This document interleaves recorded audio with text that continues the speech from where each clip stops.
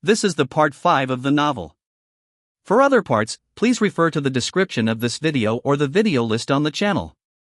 Chapter 81, Misaligned Conversations. The small birthday gathering for Xiang Shui concluded amidst harmonious and jovial atmosphere, heightened by the arrival of Xiang Dongying. Chen Fan and Lin Qingyan returned home together. Did you really make that gift yourself? Lin Qingyan asked, her curiosity piqued, as they arrived back at the villa.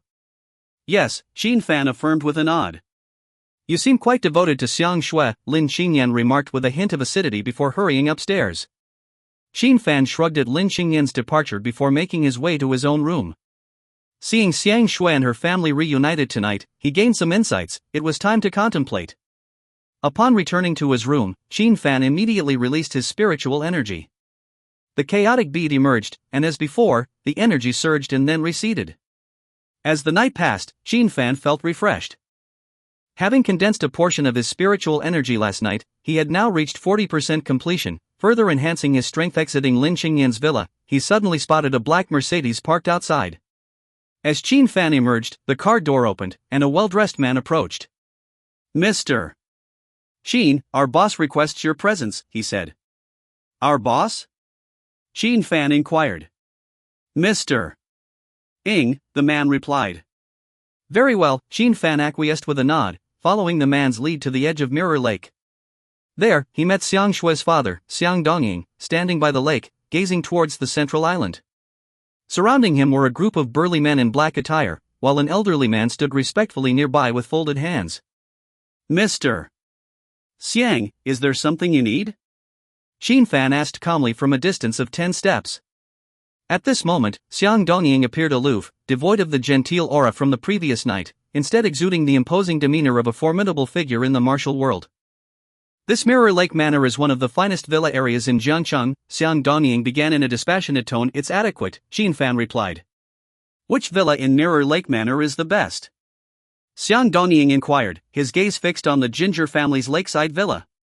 That lakeside villa, Chen Fan answered. However, within Jiangyang, it's hardly considered the best villa, Xiang Dongying remarked. Indeed, the finest villa in all of Jiangyang is the Heavenly Mansion at Feihong Immortal Garden, Chen Fan interjected. True, the Heavenly Mansion is indeed the best in Jiangyang. But in the broader scope of Jiangnan, even the entire Xia Kingdom, it's nothing more than a decrepit house, Xiang Dongying remarked with indifference. Then, his gaze turned sharply towards Chen Fan, his eyes chillingly fixed on him as he spoke, yet, you are not even qualified to reside in the dilapidated houses of Jiangyang. Chen Fan remained silent, knowing that the Heavenly Mansion was indeed his residence, yet he chose not to disclose it lazily. Instead, he said, speak plainly. There's no need for circumlocution. I know you cured Xiang Shui, and I am grateful, Xiang Dongying acknowledged. It was a simple gesture, Chen Fan replied. Chen Fan, born in the Jiangcheng Longevity Orphanage, adopted at 9, spent 16 years in Huahai City, graduated from Huahai University Medical College, returned to Jiangcheng, became a doctor at Tianhe Hospital, befriended Zhao Ruiheng, earning millions annually. Xiang Dongying recited Chen Fan's background. Are you investigating me? Chen Fan furrowed his brows. My biological daughter's love interest, I must investigate thoroughly, Xiang Dongying stated, his gaze turning cold as he continued. Until last night, Xiang Shui could only aspire to you, but that has changed. From last night onwards, she is no longer just Xiang Dongying's daughter but the princess of the Xiang family. You want to be with her. But you are not worthy. As Xiang Dongying delivered the last line, each word was pronounced with emphasis. Chen Fan was taken aback. He had never thought of being with Xiang Shui. He viewed her more as a potential Dao companion. So, what kind of person is qualified to be with Xiang Shui? Chen Fan asked calmly. A talented youth who can reside in the Heavenly Mansion at Feihong Immortal Garden. Only such a person is worthy of being with Xiang Shui. Xiang Dongying declared. Unfortunately, you will never live in the Heavenly Mansion, he continued, his tone growing more severe. Though you appear polite and respectful on the surface, your heart is filled with arrogance. With such a personality, you will never achieve anything significant in business or politics. Do you have the qualifications to become my daughter's love interest, to become my son-in-law? Xiang Dongying challenged, fixing Chen Fan with a penetrating gaze as if seeing through him completely. Your assumptions are merely wishful thinking, Chen Fan retorted. As for Xiang Shui, I merely regard her as a sister. And as for your assessment of me being polite yet internally arrogant, you are not entirely wrong. However, I do possess the right to be proud. Chen Fan's gaze remained calm as he spoke. Proud. Indeed, in the realm of cultivation, Chen Fan had the right to be proud. He had achieved the third tribulation of the heavenly Tao, a first-grade golden Dan, and even cultivated a superb immortal infant. In every realm of cultivation, he had reached the pinnacle, standing alone in the Qingshan star domain. This was why he could face 8 nascent soul cultivators alone and escape unscathed, shaking the entire Qingshan star domain. You are still too young.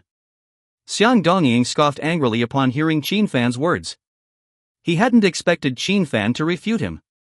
He possessed a trump card. If Chen Fan had one too, why would he need to reside in Lin Qingyan's villa? Chen Fan could only smile wryly at his words. Indeed, he was young in the realm of cultivation, the youngest in the Yuan realm, yet he was already over 200 years old. Very well, you may leave. If you come to your senses, you can find me.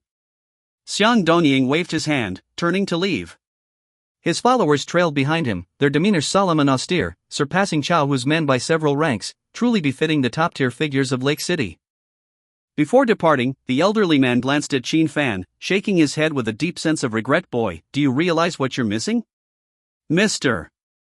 Ing hasn't thought about mentoring anyone for years, yet you don't cherish it. If I had encountered such an opportunity when I was young, I wouldn't be serving as a bodyguard at my age. Chen Fan watched them leave, feeling a hint of amusement.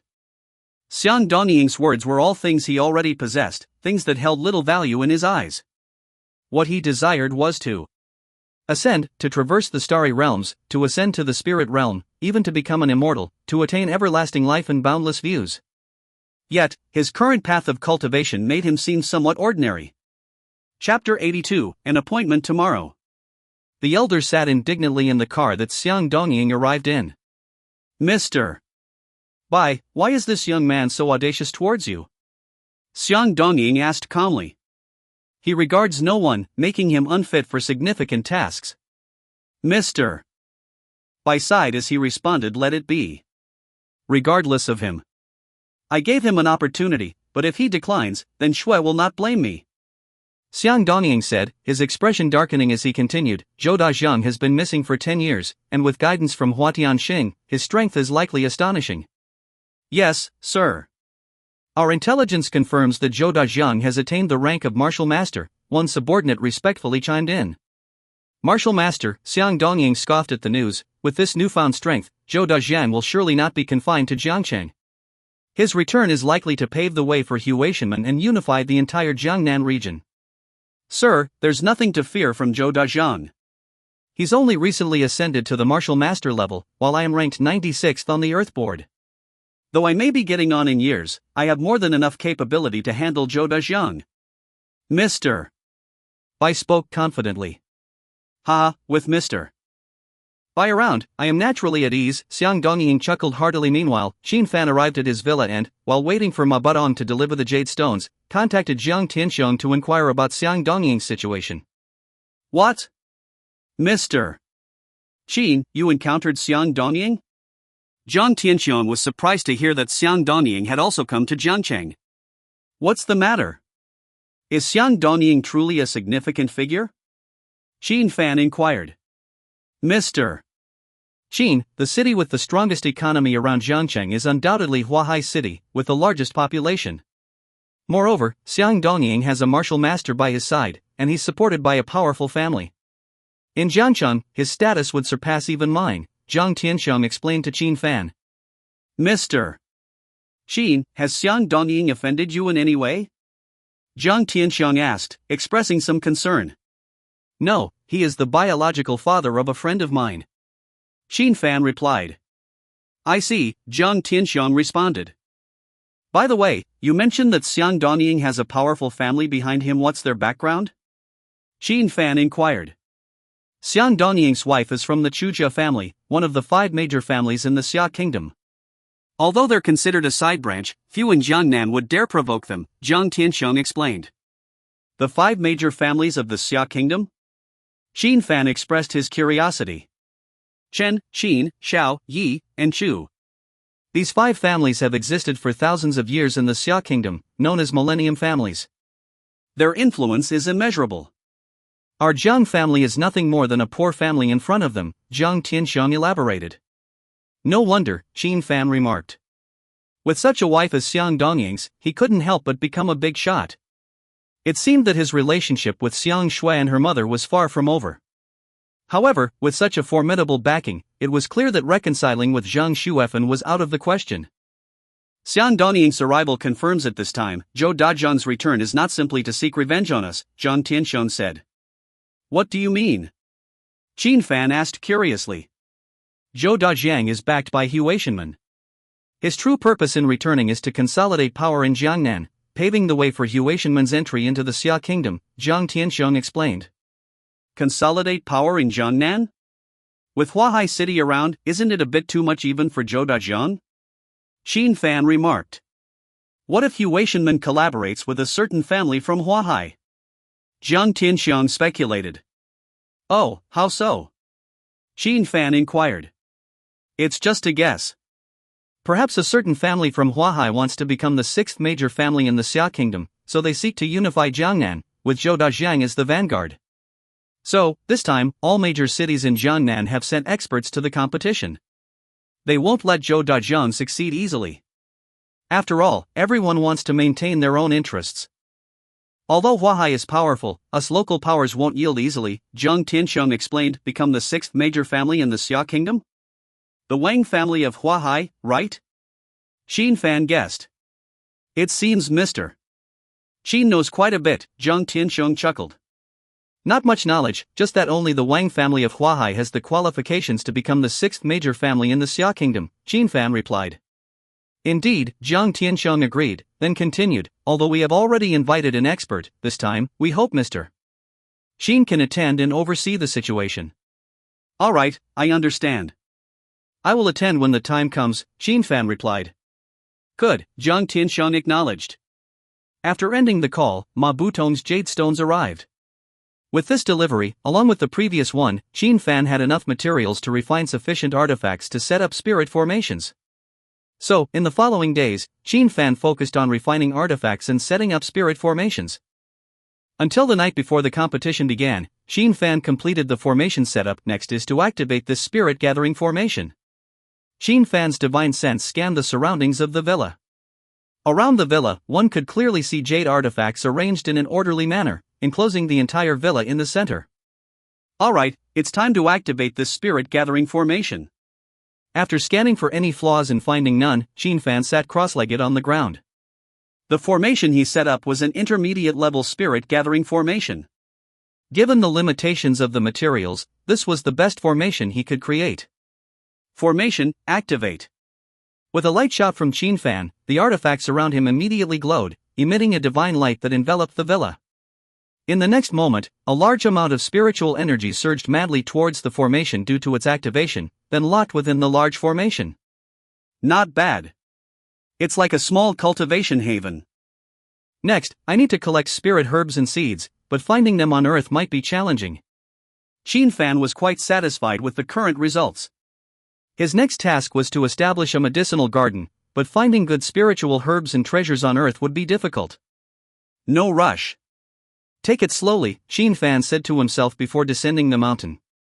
Returning to Lin Xingyan's home, Wang Sheng had already returned and, as usual, prepared a large table of dishes. Chen Fan quite enjoyed Wang Sheng's cooking, so he sat down at the table. At this point, Lin Xingyan also returned from work. Upon seeing Wang Sheng, she hurried over and asked, Wang Sheng, is Grandma's health okay? Madam's health is fine, Wang Sheng replied. It's a shame Grandma insists on living in the countryside, even though medical facilities in Jiangyang are better, Lin Xingyan said, feeling relieved upon hearing Wang Sheng's response.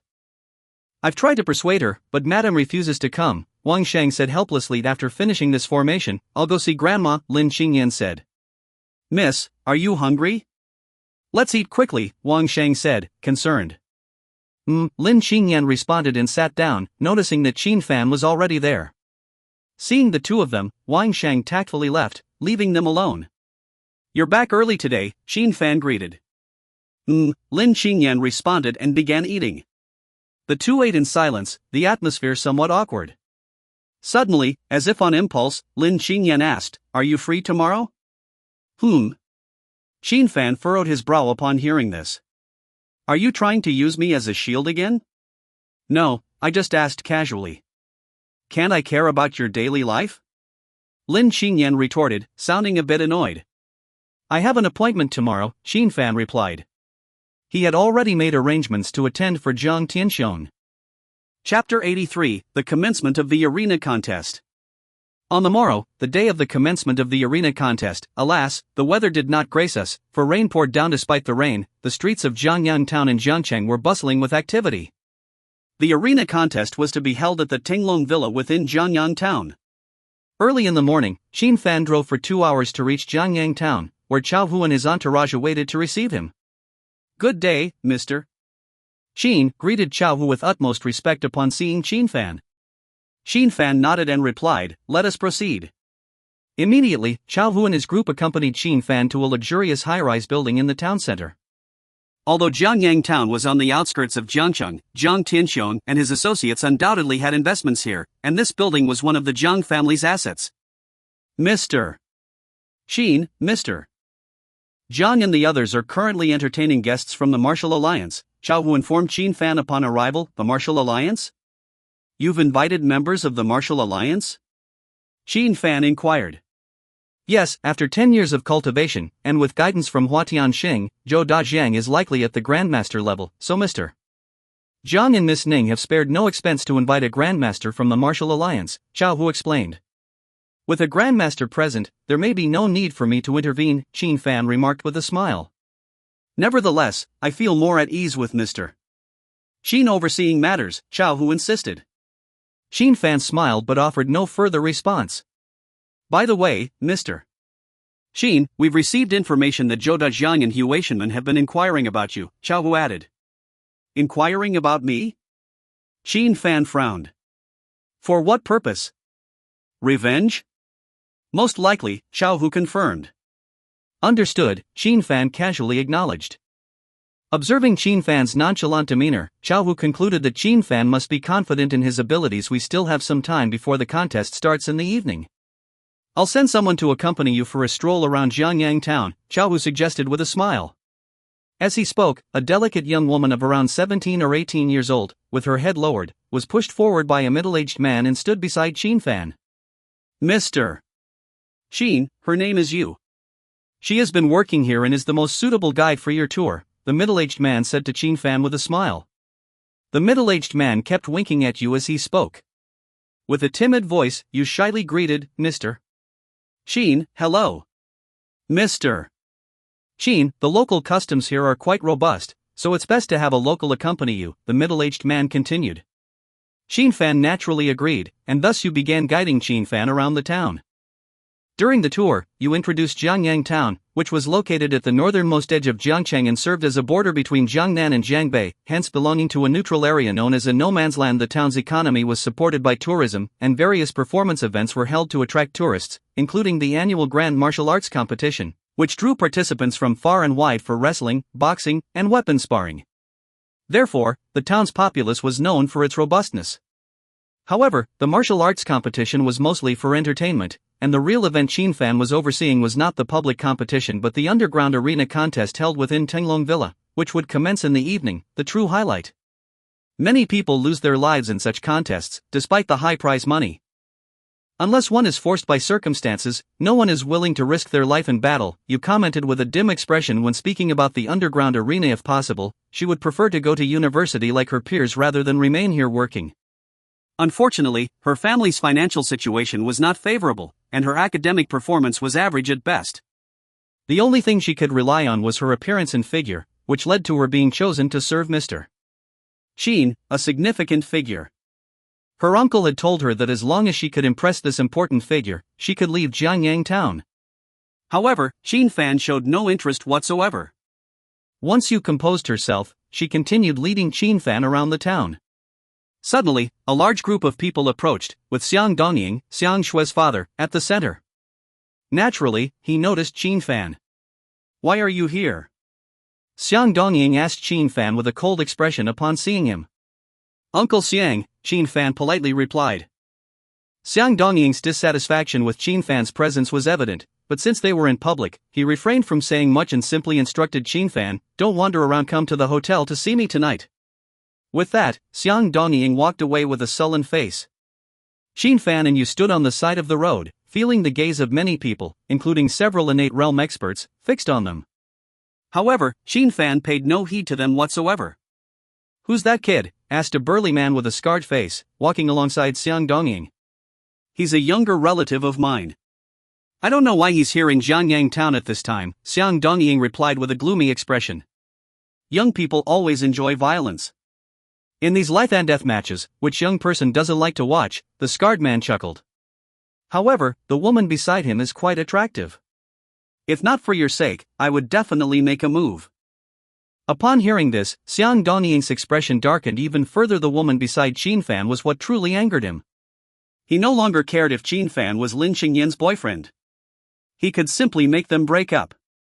But now, Chen Fan had come here to flirt with a young girl.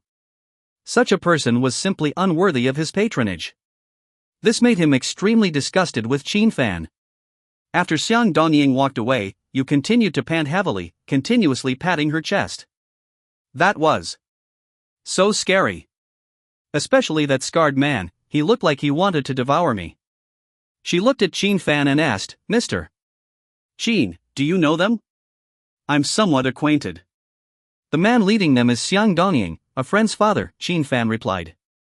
"The lord of Huahai City?" Yu exclaimed upon hearing Xiang Dongying's name. "You actually know the Lord Xiang?" "Ah, I forgot. Mr. Chen is a prominent figure, so it's natural for you to know Lord Xiang," Yu added.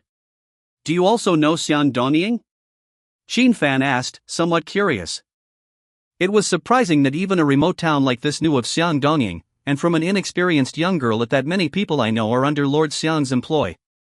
As I mentioned earlier, the customs here are robust, so many people like to come here to find fighters or bodyguards, and Lord Xiang is the most generous in offering help, so his reputation here is quite significant," Yu explained. Chen Fan nodded but didn't inquire further. Shortly after, Yu led Chen Fan to the central square of the town, where a huge arena stood. Around the arena, many tourists were cheering, and some were live-streaming the martial arts competition on the stage. Chapter 84, The Scoundrel. Jiangyang, in the magnificent Xioli building, within the CEO's office. Lin Qingyan sat with a stern expression upon the CEO's chair, with 2 theater tickets placed on her desk. "Ms. Lin, didn't you say you wouldn't come today?" Guiya, Lin Qingyan's assistant, looked at her boss with a strange expression. Upon noticing the theater tickets on the desk, Guiya spoke up, "Ms. Lin, you've purchased 2 tickets for the Rainbow Theater Group. These tickets are incredibly rare.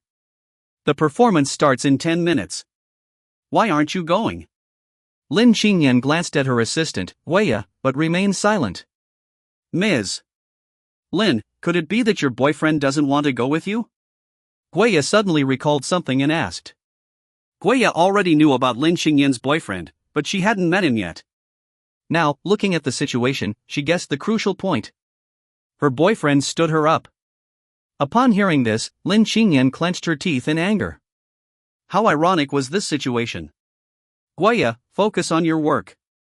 Go open the main screen and see how the live broadcast of Jiangyang town's events is going, Lin Qingyan said coldly. Right away, Guiya replied with a forced smile and proceeded to open the main screen in the CEO's office. Soon, the screen displayed the martial arts competition in Jiangyang town, where 2 individuals were engaged in a spectacular performance on the stage. As Lin Qingyan watched the broadcast, she suddenly exclaimed, "Chen Fan." "Chen Fan? Who's Chen Fan?" Guiya asked, puzzled. "Quickly connect me via microphone and change the angle." Lin Qingyan instructed Guiya without answering her question. Guiya hurriedly assisted Lin Qingyan in connecting via microphone. Once connected, Lin Qingyan directed the broadcaster to change angles until finally spotting Chen Fan among the crowd, standing beside a beautiful girl. Upon seeing Chen Fan with that girl, Lin Qingyan was stunned. Because the girl was not the one she had expected, Xiang Shui. Yesterday, Chen Fan had mentioned a rendezvous, and she assumed it was with Xiang Shui. Instead, he had gone to Jiangyang town with another attractive girl, causing her an inexplicable pang of jealousy. Was she not charming enough? Was she even inferior to a rustic girl? What's wrong, Ms. Lin? Huya asked, bewildered. Lin Qingyan didn't respond, only clenched her fists tightly, then abruptly stood up and rushed out of the office. Ms. Lin, where are you going? Huya exclaimed in surprise, calling out after her. Without answering, Lin Qingyan headed straight for the underground garage, got into her BMW, and drove off. Scoundrel! Lin Qingyan fumed as she drove. Naturally, Chen Fan was unaware that he had been inadvertently spotted by Lin Qingyan in Jiangyang town, along with being seen standing with you. He watched the contest on the stage, but his interest waned. Though the performance looked exciting, it was just that, a performance. The audience cheered enthusiastically, but there was no genuine atmosphere of combat. After a while, Chen Fan decided it was time to head to Tinglong Villa. Upon hearing about going to Tinglong Villa, Yu's demeanor turned serious, and she accompanied Chen Fan there. Upon entering Tinglong Villa, the atmosphere changed entirely. The villa was vast, with a large central pool, approximately 5 meters deep, filled with water. Surrounding the pool were 10 corridors, each about 20 meters long, leading directly to the central open-air platform. Around the pool stood tall, burly men in black, their eyes gleaming with menace. Many of them had bulges around their waists, indicating they were armed. The spectators seated around were as silent as could be. This time, the life and death arena contest was different from before because, apart from the bigwigs from all over Jiangnan, almost all the top figures had gathered. Today, whoever dared to cause trouble here would be seeking death. Here they come. The crowd suddenly stirred as a group of people walked onto the water corridors and made their way up to the platform. Scar Yang from Qinghe City is here. Jiangcheng's Zhang Tianxiang and Ning Rushuan are also here. After each bigwig made their entrance, it sparked discussion among the audience below, some expressing envy, while others sighed. Each of these figures who took the stage was influential enough to shake the entire city with a stomp. At this moment, the last bigwig stepped onto the platform, and the audience below fell silent, their gazes fixed solemnly on the refined middle-aged man. Lord Ing. Xiang Dongying of Huahai City. Seeing this middle-aged man, everyone couldn't help but sigh.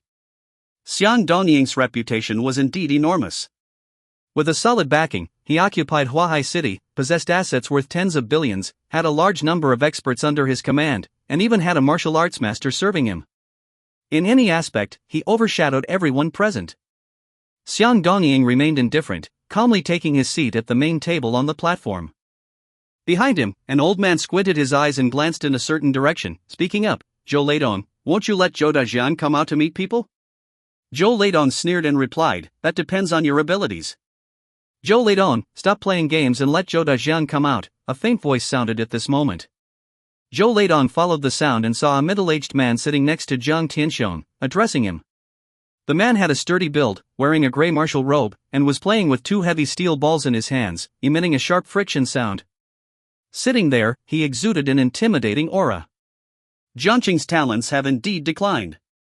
They can only invite Kong Zhong from the Martial Alliance, Zhou Leidong said disdainfully, looking at the middle-aged man. Kong Zhong, an elder of the Jiangnan Martial Alliance, was undoubtedly a martial arts grandmaster. Today, we're settling the scores between Zhou Dajiang and Jiangcheng. Villains like Zhou Dajiang must be eliminated. Master Kong is here to uphold justice. Zhang Tianxiang spoke solemnly. It's all the same to me, Zhou Leidong responded coldly. Ignoring Zhou Leidong, Zhang Tianxiang turned to Kong Zhong and said, Master Kong, we're counting on you this time. Counting on me? Kong Zhong sneered, didn't you invite Mr. Chen for this? Master Kong, that's just a precaution, Ning Rushuan interjected. A precaution? Kong Zhong sneered contemptuously, if you don't trust me, why invite me? Zhang Tianxiang and Ning Rushuan were momentarily speechless. They hadn't informed Kong Zhong about inviting Chen Fan. After all, as a martial arts grandmaster, although Kong Zhong wasn't ranked on the top list, his pride was exceptionally high. Upon learning that Zhang Tianxiang and Ning Rushuan were planning to use Chen Fan as a backup, Kong Zhong's attitude had become extremely poor, and he had even considered leaving. In the end, after much persuasion from Zhang Tianxiang and Ning Rushuan, Kong Zhong stayed. However, the cost was high, an additional 500 million. Inviting Kong Zhong to take action cost Zhang Tianxiang and Ning Rushuan 500 million. And now, they were going to spend another 500 million to keep him here. That was the price of a martial arts grandmaster. A single intervention cost billions. Hey, what's going on with your Gold River City? Are you running out of men? Why send a little girl over? Jiangyang suddenly looked towards Gold River City, where a young woman sat. The woman's appearance was not outstanding, but her demeanor was exceptionally elegant. She wore a qipao and embroidered cloth shoes. On her fair arms were a pair of jade bracelets, resembling a graceful lady from the Jiangnan water village. In Jiangnan, apart from Huahai City's powerful families, which were in a league of their own, Gold River City ranked second only to Huahai City, naturally boasting many bigwigs. However, now they had sent over a weak woman, which piqued everyone's curiosity. As Jiangyang spoke, a burly man stepped forward from behind the woman, releasing a powerful aura in an instant, causing many people to feel a slight unease. Sir Yu is unwell, so Miss Ming will represent him fully. Sir Yu has already informed me of this, Xiang Dongying said calmly. The burly man looked at the woman, and she waved her hand, causing the burly man to step back. Seeing this scene, many couldn't help but marvel at Xiang Dongying's status as the unrivaled leader of Huahai. Chapter 85, Terrifying Strength. As we are all gathered here today, let this special arena contest commence. Shouldn't Zhou Dajiang make an appearance? Xiang Dongying, seated firmly in the grand chair, spoke with great authority to Zhou Leidong. Is everyone in such a hurry to meet their demise? Zhou Leidong replied with a wry smile. Zhou Leidong, don't waste our time. Jiangyang bellowed loudly. We're here today to witness Zhou Dajiang's demise. If the protagonist doesn't show up, what's the point? Well said. If the protagonist doesn't take the stage, what's the point? Chao Hu also shouted, hurry up and bring out Zhou Dajiang, let's see the spectacle. This time, many influential figures in Jiangnan were united, all targeting Zhou Dajiang. Various experts had been invited, leaving no doubt that Zhou Dajiang's fate was sealed. Very well, since you are all so eager to meet your end, I shall grant your wish. Zhou Leidong sneered. With that, he rose to his feet and declared loudly, please welcome the senior brother. Please welcome the senior brother. At the same time, the disciples of Huatian Gate behind Zhou Leidong also shouted loudly. My, what an extravagant display of courtesy! Jiangyang remarked bluntly. Zhou Dajiang has not been seen for 10 years, but he seems to have mastered the art of grandeur, Kong Zhong remarked calmly, still calmly playing with the steel balls in his hand. However, as soon as he finished speaking, the surrounding audience suddenly let out a gasp. There's someone on the aqueduct. Oh my, someone is walking on the aqueduct. A series of exclamations rang out, and everyone turned to look at the aqueduct. The water in the pool inside Tinglong Villa was channeled from the river outside Jiangyang town. Even in the shallowest part, it was 1 meter deep, and in the deepest part, it was 3 meters. At this moment, a man, about 1.7 meters tall, dressed in white practice clothes, walked leisurely on the water with one hand behind his back. With each step he took, ripples appeared on the surface of the water. In an instant, Kong Zhong stopped playing with his hands, stood up abruptly, and gazed at the approaching figure. Not only him, but Bai Lao and the burly man behind Miss Ming also stood up one after another, staring at the middle-aged man walking on the water. This man was none other than Zhou Dajiang. Zhou Dajiang strolled on the water, coming leisurely, but with each light step he took, he seemed to pound the hearts of the crowd like heavy drums. Uncle San, what's wrong? Miss Ming realized something was amiss and asked immediately. This Uncle San didn't say a word, but his body tensed up, as if facing a great enemy. Bai Lao, what's happening? Is there something wrong with Zhou Dajiang? Xiang Dongying inquired. Master Ing, we're in trouble, Bai Lao said gravely. Master Ing, walking on water is something you can do too, why say such things? Xiang Dongying asked. Master Ing, I can run on the surface of the water, but walking so effortlessly like this, I cannot. This may indicate that he has reached the realm of a master. Bai Lao said solemnly. There were gradations even within the realm of masters, divided into entry, partial mastery, full mastery, and perfection. Running on water and walking on it were entirely different. This demonstrated the difference in control over protective chi between masters. Running relied on the physical body's momentum, allowing masters to move on water with relatively low control over protective chi. However, walking required higher control, a skill Bai Lao lacked. Xiang Dongying took a deep breath and said, Bai Lao, can you win? It's hard to say, only a fight will tell. Bai Lao replied in a low voice. Splendid. At this moment, a sound of water came, and Zhou Dajiang suddenly stomped on the water surface. Instantly, waves surged, and his body soared like an eagle spreading its wings, flying up to the platform. Respectfully welcoming senior brother. Zhou Leidong and the disciples of Huatian Gate shouted in unison. Who will come up first to meet their demise? Zhou Dajiang stood on the platform with one hand behind his back, casually speaking, arrogant and domineering. With these words, the entire venue fell silent, with no one daring to speak. Jiang Tianxian. Zhou Dajiang's gaze fell coldly on his greatest enemy. In an instant, Jiang Tianxian's body tensed, and he looked at Kong Zhong, saying, "Please, Master Kong, lend a hand." Kong Zhong's expression turned ugly, but having made a prior statement, he had no choice but to reluctantly stand up and say, "Zhou Dajiang, do not be arrogant." With that, he stomped his foot and flew up onto the platform. Kong Zhong, it's your turn. Zhou Dajiang remained nonchalant, with one hand behind his back, and he beckoned provocatively with a finger. Kong Zhong immediately became enraged. As a master and an elder of the martial alliance, being humiliated like this was intolerable. Without hesitation, he mobilized his entire body's true qi, and in an instant, a wave of qi appeared. This wave of qi surged out, causing waves in the pool around the platform. His body also swelled, veins appearing on his skin, which turned as hard as black iron, as if it were unyielding black iron. The Kong family's secret technique, iron cloth shirt, has been trained quite well. Zhou Dajiang nodded slightly as he watched Kong Zhong. With Kong Zhong's opening move being the Kong family's secret technique, Zhou Dajiang is indeed a formidable opponent.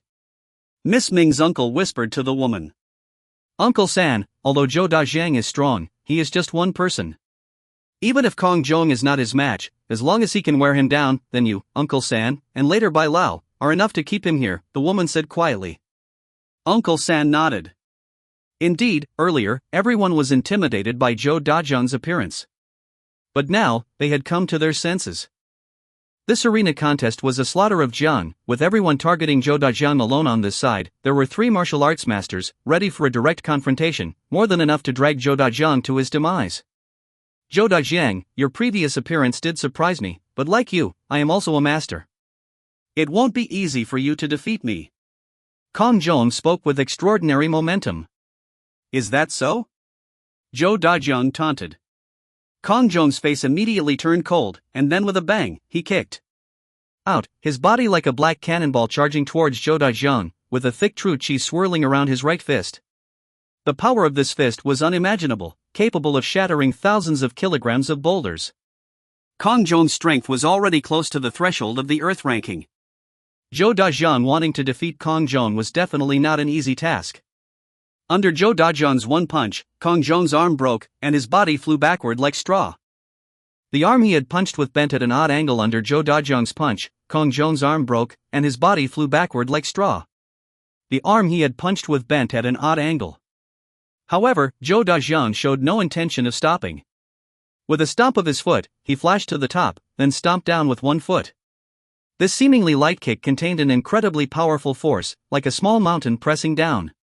With a deafening roar, Kong Zhong's entire body slammed heavily into the ground, creating a large concave pit. His chest caved in, his head tilted, eyes rolled back, unconscious, his life hanging by a thread. The entire audience witnessed this scene, and silence enveloped the arena. Chapter 86, Do You Call Me? The entire audience gazed upon the stage, witnessing the scene where Zhou Dajiang had pushed Zhou Zhong to the brink of life and death. In the eyes of these onlookers, the martial arts grandmaster appeared as sublime as the heavens themselves. However, this celestial figure was now easily brought to the brink of life and death. It's worth noting that the Kong family's secret technique, the iron cloth shirt, excelled in defense. Yet, this defense was effortlessly shattered by Zhou Dajiang. The impact on the spectators was immense. A martial arts grandmaster? Zhou Dajiang stood proudly on the platform, casually remarking, is he even worthy of being called a martial arts grandmaster? I suspect it's nothing but a sham. With that said, he scanned the entire venue once again before continuing, anyone else wants to challenge me, step forward. Not a single person in the audience dared to speak up. As Zhou Dajiang walked leisurely towards him, Jiang Tianxian's complexion turned pale. He never expected that the martial arts grandmaster he had paid a hefty sum to invite from the martial alliance would be defeated so easily. Miss Ming's demeanor, which had been calm just moments ago, became exceedingly solemn. Even her third uncle wouldn't stand a chance against the opponent. I came alone, don't you know you could gang up on me? Zhou Dajiang spoke up when no one dared to challenge him. Do you think I'm unaware that this arena is dubbed the Jiang Massacre? Upon hearing this, the crowd's expressions turned grave. No one was foolish, they knew this arena was specifically targeting Zhou Dajiang. But Zhou Dajiang's solo arrival indicated his confidence and strength. Do you think summoning 3 martial arts grandmasters can overwhelm me in numbers? Zhou Dajiang continued, as if venting the grudges from 10 years ago. Unfortunately, there's a gap even between grandmasters, some gaps so vast they're like heaven and earth. Xia country, enjoying prolonged peace, has forgotten the art of war. And you grandmasters within Xia country are merely hothouse flowers. Whereas I, escaping death, fled overseas. For 10 years, under my master's guidance, every minute, every second, was spent in life and death struggles. Am I to be compared with you waste grandmasters who only know how to enjoy peace and practice without facing real combat in Xia country? The martial arts of Xia country are no longer what they used to be. True Xia country martial arts reside overseas, under the Hua Tianmen, under my master. Therefore, this time, not only do I seek revenge on Jiangyang, but I also intend to unite Jiangnan. I will lead Hua Tianmen into Xia country. Anyone who dares to stop me will meet the same fate as the one beneath my feet. Zhou Dajiang surveyed the audience, his words dripping with contempt and resentment, releasing all the humiliation of the past decade. 10 years ago, he narrowly escaped Xia country, leading a life akin to hell. Now, he had returned. This time, he sought not only revenge but also to reclaim it tenfold or 100-fold. The people present were all plunged into silence, none daring to speak. I ask you all, who else wishes to come forward and meet their doom? Zhou Dajiang's voice thundered, causing the minds of those present to buzz.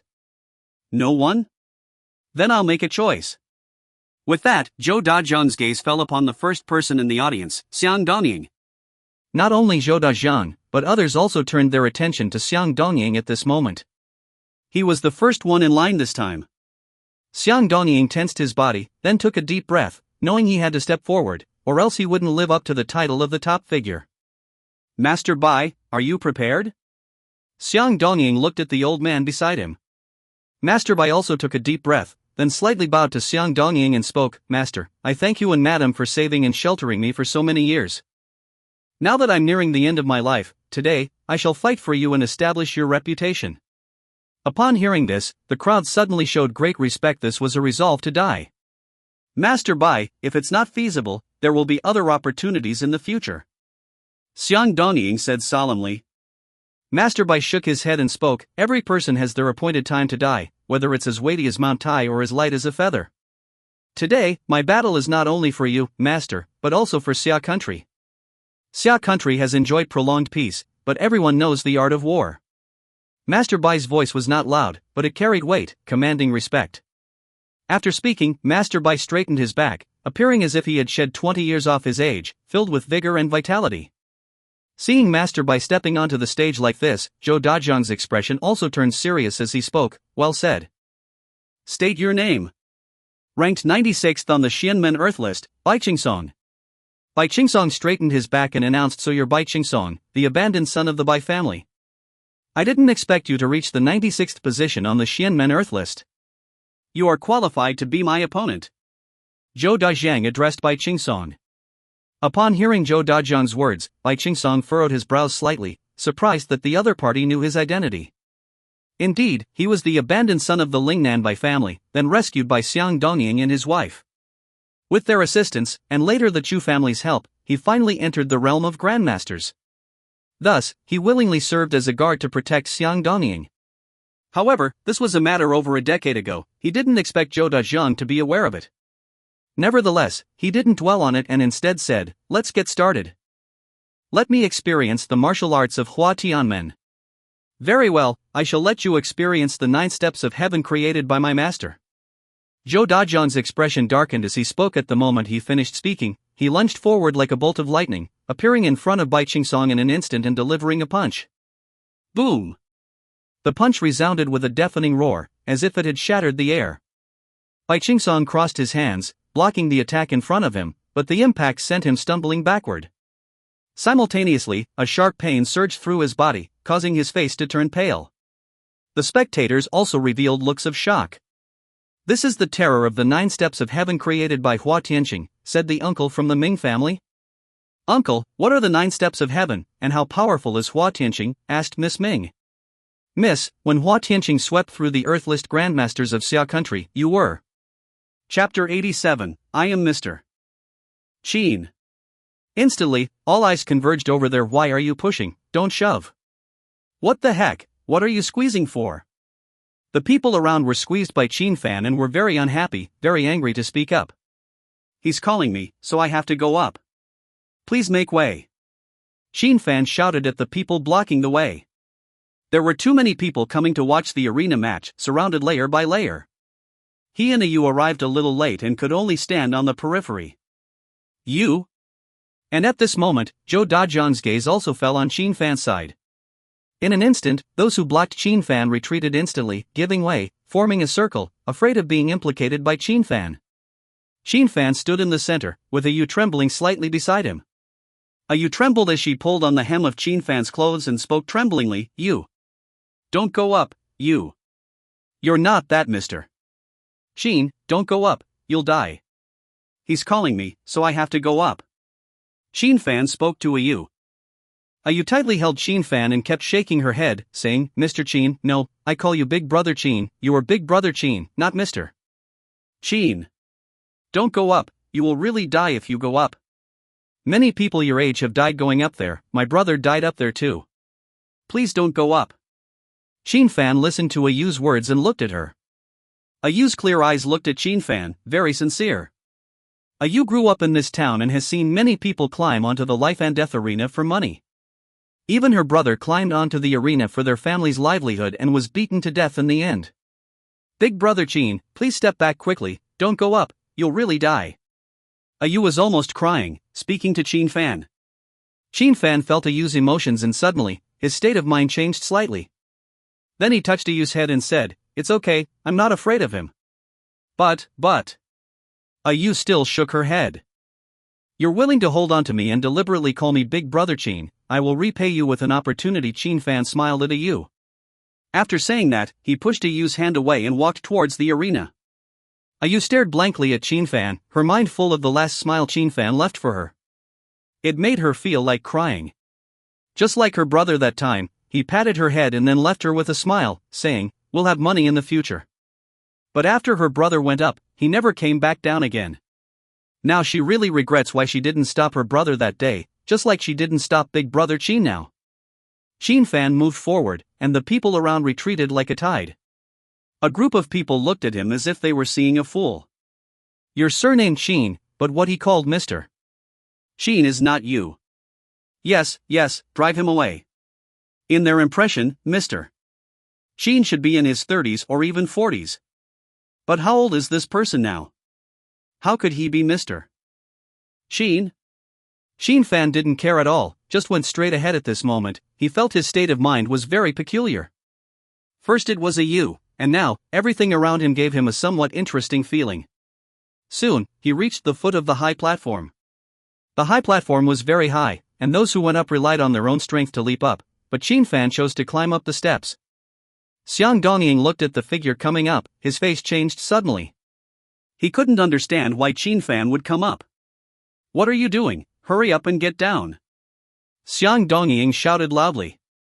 He really didn't like Chen Fan, but Xiang Shui had feelings for Chen Fan. He had just recognized Xiang Shui, so naturally he wouldn't allow his daughter to cry.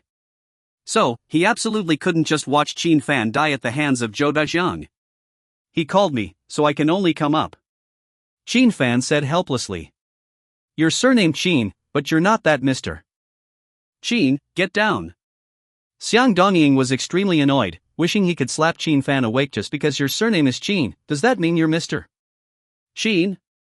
Why don't you say you're from one of the 5 great families of Xia Kingdom, the Chen family? I really am Mr. Chen. Chen Fan said to Jiangyang. Jiangyang was anxious, feeling like he was going to have a stroke from anger. At this moment, Bai Qingsong had already recovered and said to Chen Fan, You can brag all you want, just go back, don't come here to court death. And Zhou Dajiang frowned when he saw Chen Fan coming up. 10 years of overseas life had given him many experiences and made him have a sharp eye. Naturally, he could see that Chen Fan was just an ordinary person, with absolutely no true energy in him. Let alone killing someone from Huatian Gate, even killing a chicken wouldn't be easy. This kid's courage is commendable, but unfortunately coming up here means death. Jiangyang shook his head and said to Chen Fan. Uncle San, do you have any way to save this person? We can't let an ordinary person die under our Ming family's nose, right? The woman surnamed Ming spoke up. I can't save him, now whoever goes up there will die. Uncle San shook his head. The woman surnamed Ming sighed deeply at the words. In fact, this Jiang massacre was a display of power for various forces. As long as any force could kill Zhou Dajiang, they would establish dominance in the 4 cities. But who would have thought that Zhou Dajiang would be so powerful? Moreover, behind Zhou Dajiang, there was Huatian Gate, and even some family from Huahai supported him. Although the Ming family was also a century-old martial arts family, it was still lacking compared to them. Alas, if he wants to die, let him go. The woman surnamed Ming sighed deeply. And some dark-hearted spectators whispered. This kid just wants to show off. He's risking his life to show off, just let him die. You heard these people's words and really cried. Why didn't she decisively stop it just now? This is sending someone to die. I called him Mr. Sheen, not some random person. But since you dared to come up, I won't hold back. Zhou Dajiang recovered from his surprise and spoke coldly to Chen Fan. You called me, and if you don't believe me, ask Jiang Tianxiang and Ning Rushuan. Chen Fan said. Upon hearing this, Zhou Dajiang immediately looked towards Jiang Tianxiang. And Jiang Tianxiang and Ning Rushuan had already recovered from their previous shock, and they hurriedly stood up and shouted loudly to Chen Fan, Mr. Sheen, you finally come. Please, Mr.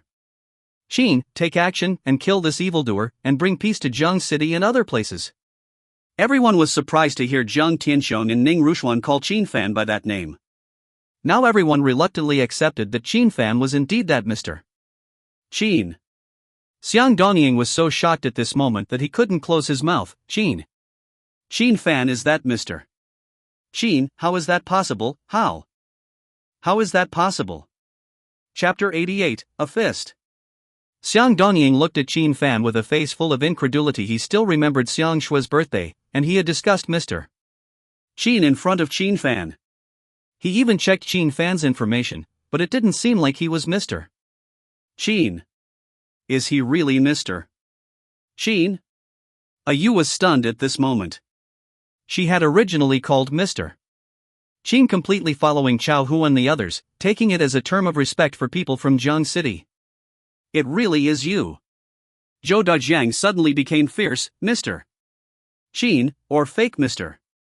Chen, since you've come up, you must die to avenge the people of Huatian Gate. Boom! Just as Zhou Dajiang's voice fell, the thunderous roar above the sky suddenly resounded, lightning flickered in the sky, illuminating the entire arena, making Zhou Dajiang even more ferocious. Whoosh! And the light rain that was falling turned into a downpour, but at this moment, no one left because of the heavy rain, instead letting the rain wash over their bodies. At this moment, true energy surged around Zhou Dajiang like a volcanic eruption, and the surrounding rain was forced to retreat, as if a curtain of rain had been opened and not a drop of rain could fall on him. And the emitted true energy was like a sharp blade cutting. If an ordinary person approached, they would probably be seriously injured. Dispelling rain with true energy, this is the mastery of the Grandmaster realm. Uncle San couldn't care less about Chen Fan's shocking identity. Mastering the Grandmaster realm, no wonder he's so strong. What has Zhou Dajiang experienced in these 10 years to have such power? This is the strength that can rank in the top 50 of the Earth list. Bai Qingsong exclaimed. At this moment, they finally saw Zhou Dajiang's true strength. The strength to rank in the top 50 of the Earth list easily defeated them. Having seen Zhou Dajiang's true strength, no one had any hope for Chen Fan anymore. The top 50 figures on the Earth list were all terrifyingly powerful, prominent figures. Although Chen Fan had done quite a few things in Jiang City, at most, he was just an obscure kid. How could he possibly be Zhou Dajiang's opponent? Jiang Tianxiang, Ning Rushuan, Chao Hu, and others from Jiang City all turned pale. They hadn't expected Zhou Dajiang, whom they hadn't seen in 10 years, to be so powerful. Bang! Zhou Dajiang took a step forward, and cracks like a spider's web instantly appeared on the ground. With a flash, he appeared in front of Chen Fan and fiercely punched towards Chen Fan. Facing this punch, Chen Fan stood still without dodging. He's so scared he doesn't even know to dodge. This punch is likely to turn him into minced meat. Some people spoke out, while others didn't dare to watch the imminent scene, fearing to see something extremely bloody. Boom. Zhou Dajiang's punch solidly hit Chen Fan's chest, making a dull sound. How is this possible? At this moment, Zhou Dajiang's face changed drastically. Not only him, but everyone else also changed. At this moment, Chen Fan took the punch head-on without any damage, not even flinching. The power of Zhou Dajiang's punch was even stronger than when he fought with Bai Qingsong, but it exceeded everyone's expectations. Roar! Zhou Dajiang's face darkened as he shouted loudly, punching Chen Fan continuously once again. The 9 punches of heaven, each punch stronger than the last. Boom boom boom. The dull sound of thunderous roars came, as Chen Fan allowed Zhou Dajiang to unleash his formidable 9 punches of heaven against him. With each punch, a powerful fist energy erupted, causing the ground around to crack wildly. After a moment, the sound stopped, and Zhou Dajiang stood there, looking at Chen Fan in horror. Not only him, but everyone else also looked at Chen Fan in terror. Chen Fan took 9 punches from Zhou Dajiang head-on, without any harm, not even moving a muscle. What kind of nonsense is this? This is the martial arts you just shouted about from overseas. Chen Fan looked at Zhou Dajiang, who was close at hand, and spoke lightly. How? How is this possible? Zhou Dajiang's voice trembled a bit. His 9 punches of heaven were definitely not as good as his master, Hua Tianxing. But to take 9 punches from him unscathed within the Grandmaster realm, he believed that there couldn't possibly be anyone on the Earth list who could do this. But, the person in front of him did it. What kind of strength did this person possess? I'm in a good mood today, so let me throw a punch too. At this moment, Chen Fan spoke lightly. As he spoke, he assumed an unstoppable boxing posture. And at the moment Chen Fan assumed the boxing posture, the rain curtain around him unfolded to both sides like a curtain. As it reached its limit, it began to roll backwards, heading towards the sky. Am I seeing things? The rain curtain on the arena is receding and heading towards the sky. Look around us, the rain curtain is also retreating. Is this human? At this moment, the boxing intention released by Chen Fan actually forced the rain curtain, which should have fallen on him, to reverse and rise towards the sky. Above the arena, it formed an unbelievable funnel, a funnel formed by rainwater. Is this human? And at this moment, Zhou Dajiang saw Chen Fan was about to punch, his face changed drastically, and he once again activated his true energy and struck towards Chen Fan. Cloud and misty mortal fist, break rain. Facing Zhou Dajiang's attack, Chen Fan murmured softly, throwing a punch towards Zhou Dajiang. This punch was just an ordinary straight punch, but Zhou Dajiang's face changed dramatically when faced with it. He felt that this punch came with the momentum of the sea and the intent of the mountain, unstoppable and overwhelming, crushing towards him. All his attacks, under this punch, were completely disintegrated, and then this punch struck his chest directly. Boom! A thunderous roar rang out, and Zhou Dajiang didn't even have time to let out a final scream.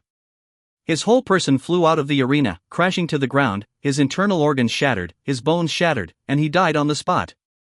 Even more shocking was that when Chen Fan threw this punch, the powerful fist energy erupted, actually causing half of the arena to collapse.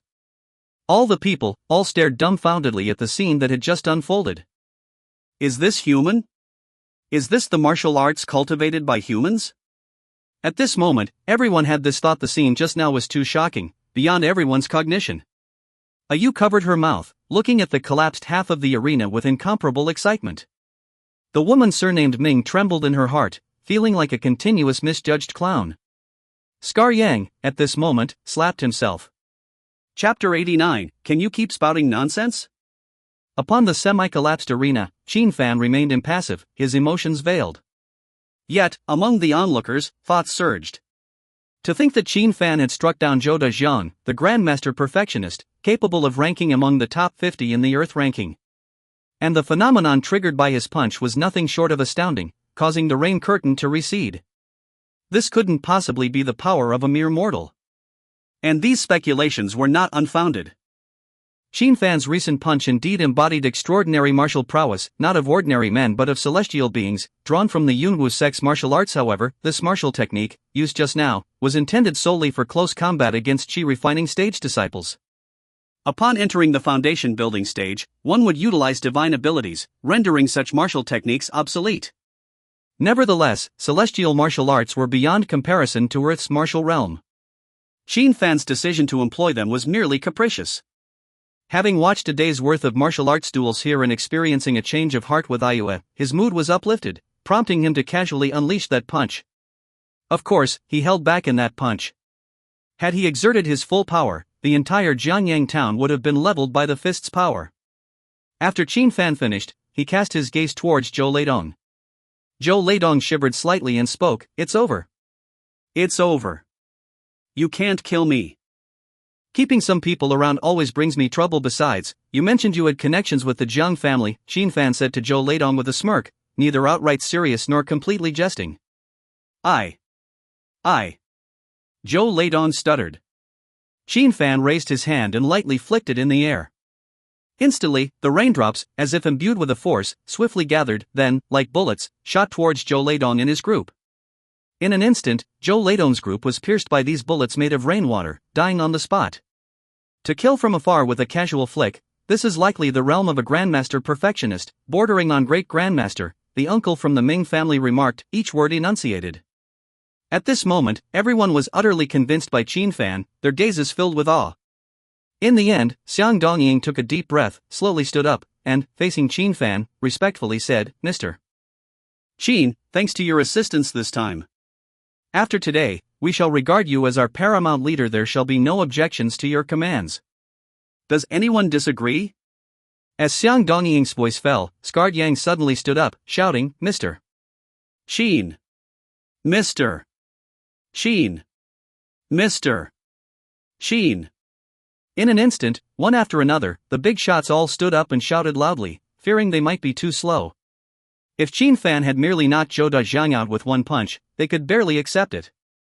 But afterwards, the killing shot from 100 paces away, this method, truly likened him to a celestial being. As for those who could contend with him within the Xia kingdom, they could probably be counted on one hand. In their own territories, they were the undisputed heavyweights, but facing Chen Fan, they could only restrain their arrogance and show utmost respect to this young man. Zhang Tianxiong and Ning Rushuan exchanged smiles, secretly grateful to have met Chen Fan, and even earlier than these people Xiang Dongying looked at Chen Fan, contemplating how to ensure that his daughter, Xiang Shui, tightly held onto Chen Fan. Soon, the crowd beneath the arena dispersed, while Chen Fan, accompanied by Zhang Tianxiong and the others, went to the town, apparently intending to host a banquet. However, Chen Fan had little interest in staying further. Right now, he wanted to find a place to cultivate. For others, the greatest gain was meeting Chen Fan. But for Chen Fan, the greatest gain was the moment when Ayue grabbed his hand, which led to a change in his state of mind, giving him insight. Thus, he needed to cultivate the condensing aura technique as soon as possible. So after exchanging a few words with Zhang Tianxiong and the others, Chen Fan prepared to leave. He walked towards his old, beat-up car, ready to drive back to Jiangyang as soon as possible. However, upon arriving at the side of his car, Chen Fan was stunned. He saw Ling Xingyan standing there, soaked from head to toe, with quite a few mud stains on her clothes, evidently having hurried here.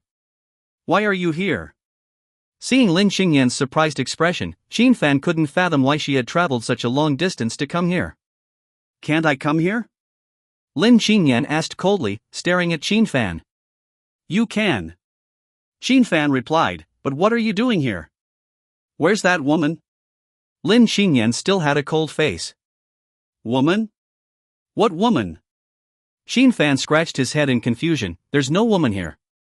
Upon hearing this, Lin Xingyan immediately became angry. It was obvious that he was trying to cover up something, the scoundrel. Then, she prepared to take out the recorded video. However, at that moment, a figure ran over from behind and shouted at Chen Fan, "Brother Chen." Hearing this voice, Lin Xingyan turned to look and immediately saw the woman in the video with Chen Fan, and then said, "Look, here she comes." Chen Fan then looked at the newcomer and asked, "What? Do you have something to tell me? Didn't I ask someone to take care of you?" Due to Ayue's impact, Chen Fan had a change of heart, so when he was with Zhang Tianxiong and the others just now, he asked them to take care of Ayue. And now, Ayue had chased after him, which was somewhat unexpected for Chen Fan. "Brother Chen." Ayue gasped as she ran to Chen Fan's side and said softly. At the same time, she also noticed Lin Xingyan and secretly admired her beauty. "She's so beautiful." At this moment, Lin Xingyan was not in her best condition, but she still couldn't hide her peerless appearance, even causing Ayue to be awed by Lin Xingyan. "Brother Chen again. Turns out you really know how to charm the ladies, Lin Xingyan said with a half-smile. Chen Fan looked at Lin Xingyan in surprise and said, "Why do you sound so sour?" Lin Xingyan was at a loss for words at once. Chen Fan also couldn't be bothered with Lin Xingyan and turned to Ayue and said, expressionless, "What's wrong? Do you need something? Didn't I arrange for someone to take care of you?" "Brother Chen, who is she?" Ayue asked curiously. Chen Fan glanced at Lin Xingyan and said expressionlessly, "My girlfriend." "Indeed, she's Brother Chen's girlfriend." Ayue smiled. Upon hearing this, Lin Xingyan immediately put on a dignified look and said, "Hello, my name is Lin Xingyan, and I'm Chen Fan's girlfriend." "Hello, Sister Xingyan. My name is Ayue." Ayue greeted cautiously. "I ask you, what's your relationship with him?" Lin Xingyan took the opportunity to ask. What's my relationship with Brother Chen?" Ayue was at a loss for words. Suddenly, she realized that she didn't know how to answer this question. Could it be that she was Chen Fan's guy here? Lin Xingyan saw Ayue hesitating and thought there must be something fishy, so she asked again, "Just say it." "Brother Chen is unfamiliar with this place, so I'm acting as his guide." Ayue finally couldn't think of anything else and could only answer like this. "Ha?" Lin Xingyan was immediately stunned. "Guide?" "Yes, Brother Chen came here for the first time, so I'm acting as his guide." Ayue quickly explained. "What's he here for?" Lin Xingyan didn't ask Chen Fan, but Ayue, naturally distrustful of Chen Fan telling the truth. "Brother Chen came here to compete in the arena." Ayue truthfully answered. "He's competing in the arena? With his little skill, what's he competing in the arena for?" Lin Xingyan couldn't help but raise her voice upon hearing this.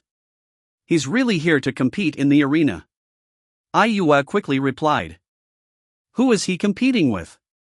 Lin Xingyan asked with a stern face. "Zhou Dajiang." This time it was Chen Fan who spoke. "Zhou Dajiang?" Lin Xingyan heard this and glared at Chen Fan. "Can you stop spouting nonsense?" Chapter 90, Everywhere is filled with uniqueness. "I didn't fabricate anything," Chen Fan spoke. "I truly confronted Zhou Dajiang. I've never met Zhou Dajiang, but I've heard plenty about him, especially from Uncle that night. Zhou Dajiang's martial arts are formidable. Your meager skills can't possibly match his. Aren't you just courting death?" "No, he wouldn't even bother with you," Lin Xingyan spoke angrily. Chen Fan, upon hearing this, felt somewhat helpless. "If you don't believe me, so be it." Chen Fan always felt strange, as if whenever he spoke the truth, Lin Xingyan never believed him. "Believe you? Nonsense!" Lin Xingyan immediately retorted. Seeing the two of them arguing, Ayue intervened, sensing the tension.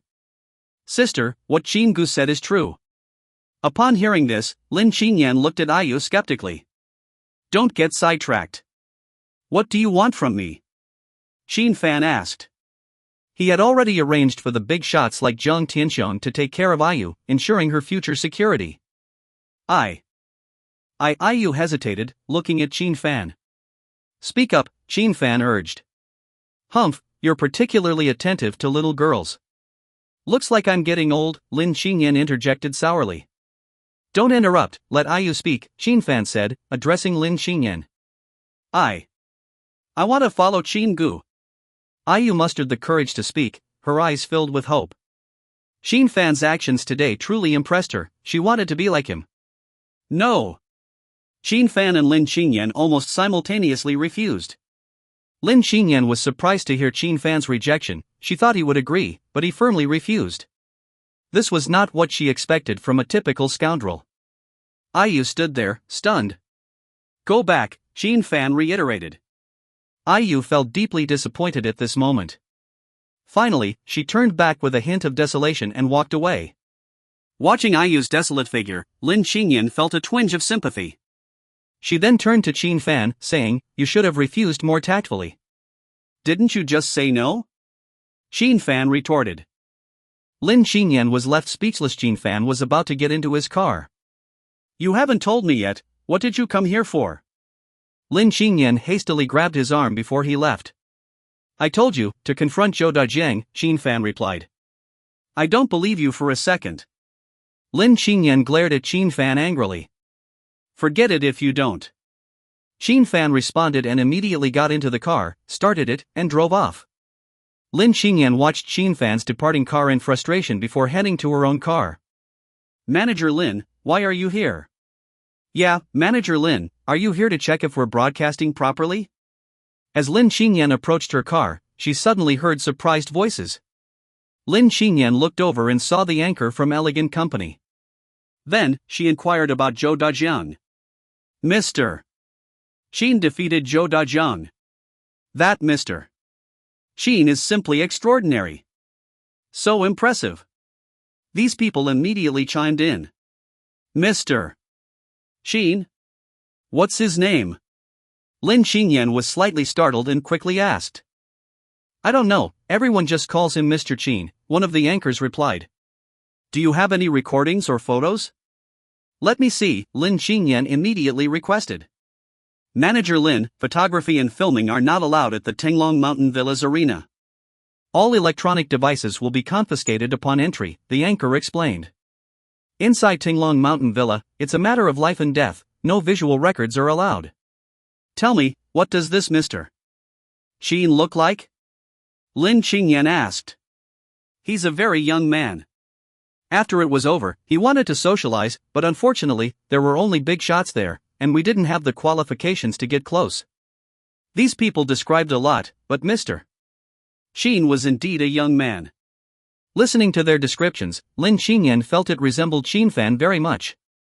So, she took out her phone, intending to find a photo of Chen Fan to confirm with them. However, she realized she didn't have a single photo of Chen Fan. Manager Lin, it's late. We'll leave first. After the anchors finished speaking, they bid farewell to Lin Qingyan. Lin Qingyan silently got into her car, her mind in disarray. Chen Fan, who are you really? What kind of person are you? Lin Qingyan pondered over everything she knew about Chen Fan. Suddenly, she realized that Chen Fan was distinctly different in every aspect. However, the things Chen Fan said seemed outlandish, almost like nonsense. What kind of person have I gotten involved with? Lin Qingyan sighed, then started her car and drove off. 60 kilometers outside Huahai City lies a quaint town nestled among mountains and rivers. Within the town, there are thousands of acres of medicinal fields, cultivating a plethora of precious herbs. Adjacent to the medicinal fields are clusters of ancient buildings, exuding an antiquated charm. This is the medicinal garden of the Fu family, a renowned medical family in Huahai. Deep within the garden stands a simple medical pavilion, where the medical saint, Fu Baishao, practices his secluded cultivation. At this moment, a young man kneels outside the medical pavilion. Jiangyang, you've been kneeling here for many days. Go back with Grandpa and don't disturb the ancestors' cultivation. Fu Zisher, who was seated in a wheelchair with blinded eyes, was pushed to the young man's side, speaking. Grandpa, your eyes are blind. I just want our ancestor to help heal your eyes, Fu Yangyan spoke with great reluctance. That day, after the auction, his grandfather, Fu Zisher, was blinded. Naturally, both grandfather and grandson felt aggrieved and sought the help of the main family of the Fu family. Since then, the two of them had come here every day to implore Fu Baishao, but to no avail. In the end, it's our fault. If my eyes are blind, so be it. Fu Zisher sighed. Yes, it's our fault. But he shouldn't have blinded my grandfather's eyes. The people of the Jiang family don't even consider us, the Fu family, in their eyes. Fu Yangyan lamented as he spoke, his gaze occasionally shifted towards the medical pavilion.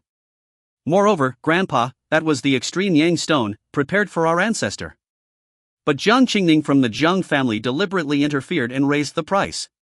We, as a branch of the Fu family, simply don't have that much money.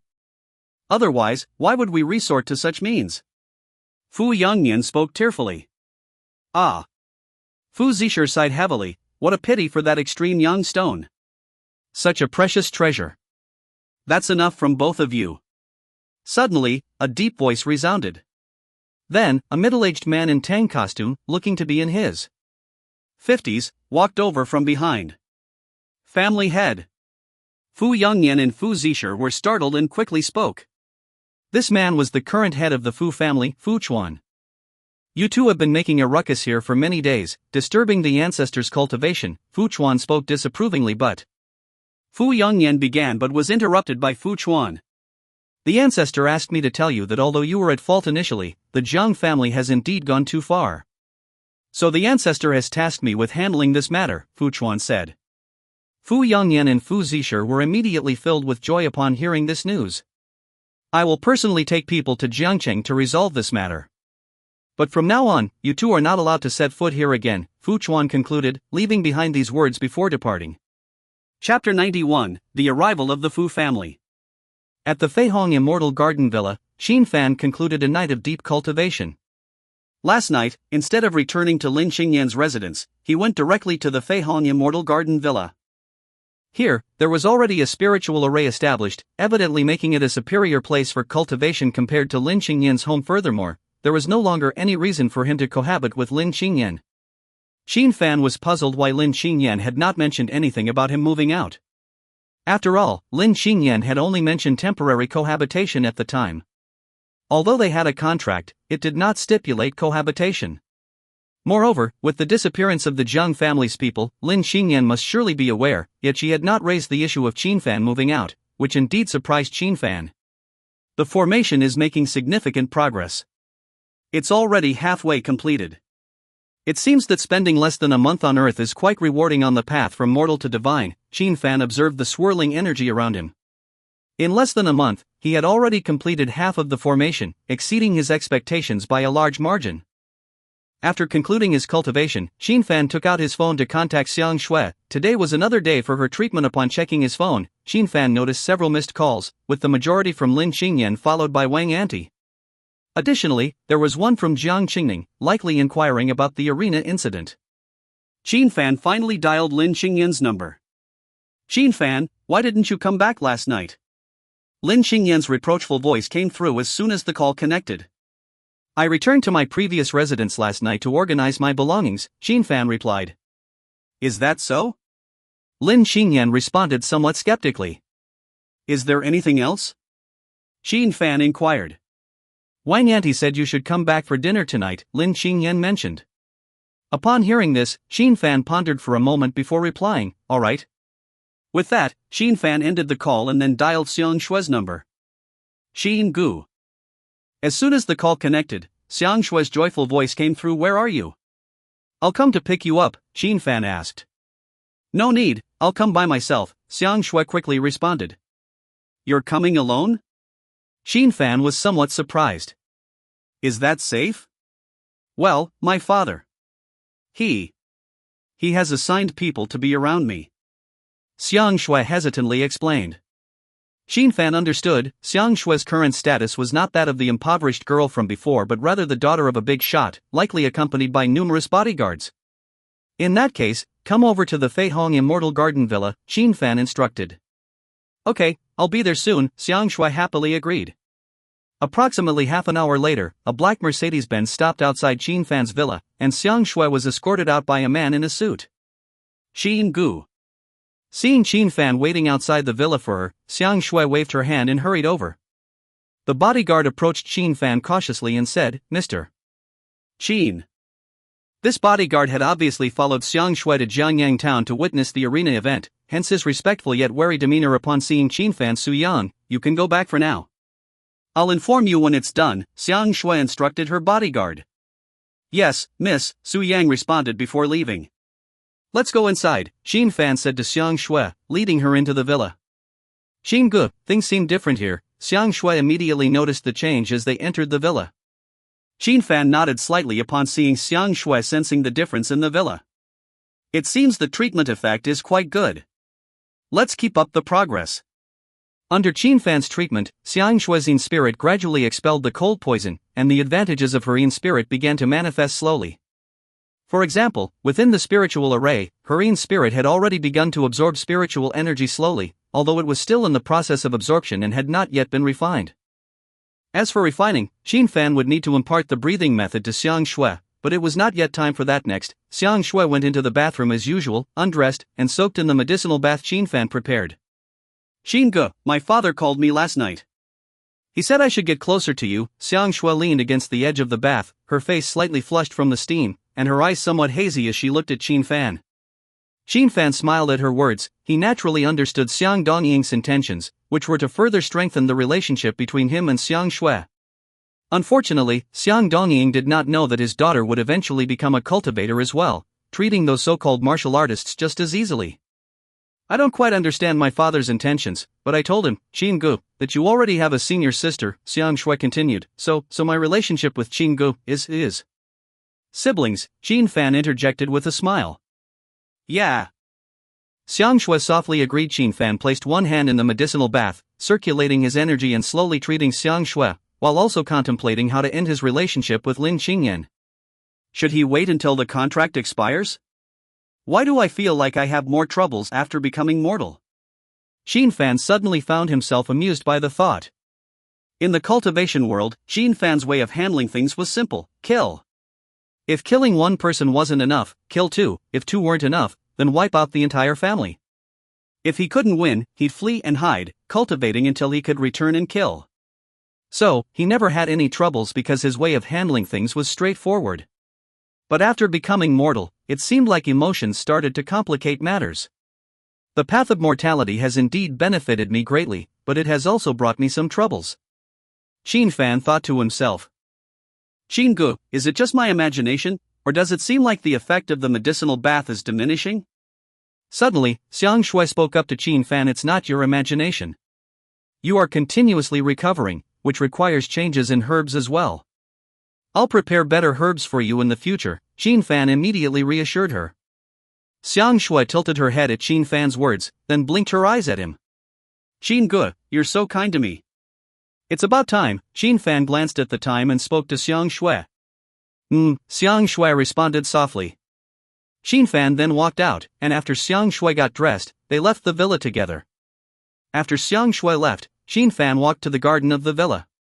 Currently, the garden was filled with ordinary plants, but due to the gathering of spiritual energy, it appeared exceptionally beautiful. Where should I obtain spiritual herbs and plants? Chen Fan pondered. Just then, his phone rang. Glancing at it, he saw it was from Jiang Qingning. Since last night, Jiang Qingning had called him multiple times, but Chen Fan hadn't bothered to answer, knowing that Jiang Qingning must be inquiring about the incident involving Zhou Dajiang now. Chen Fan thought for a moment and decided to answer the call. Chen Fan, where are you? Came Jiang Qingning's trembling voice as soon as the call connected. What's wrong? Chen Fan immediately knew something was amiss. The Fu family's people have arrived, Jiang Qingning said with a tremble in her voice. Chapter 92, Sleep comes with someone offering pillows. The Fu family? Chen Fan's brow furrowed upon hearing Jiang Qingning's words. The shameless lineage of the medical sage? Yes, it is. The main family of the Fu family has come this time, with two direct disciples of the medical sage. Jiang Qingning's voice trembled, filled with despair. This time, I never expected the Fu family to take such serious actions for two peripheral members. At that time, it was the fault of two peripheral members of the Fu family, and she had even stopped Chen Fan from killing them, so Jiang Qingning anticipated that no matter what, the main family of the Fu family would not intervene. As long as the main family didn't intervene, they could handle it. However, it completely exceeded her and Jiang Tianxian's expectations now.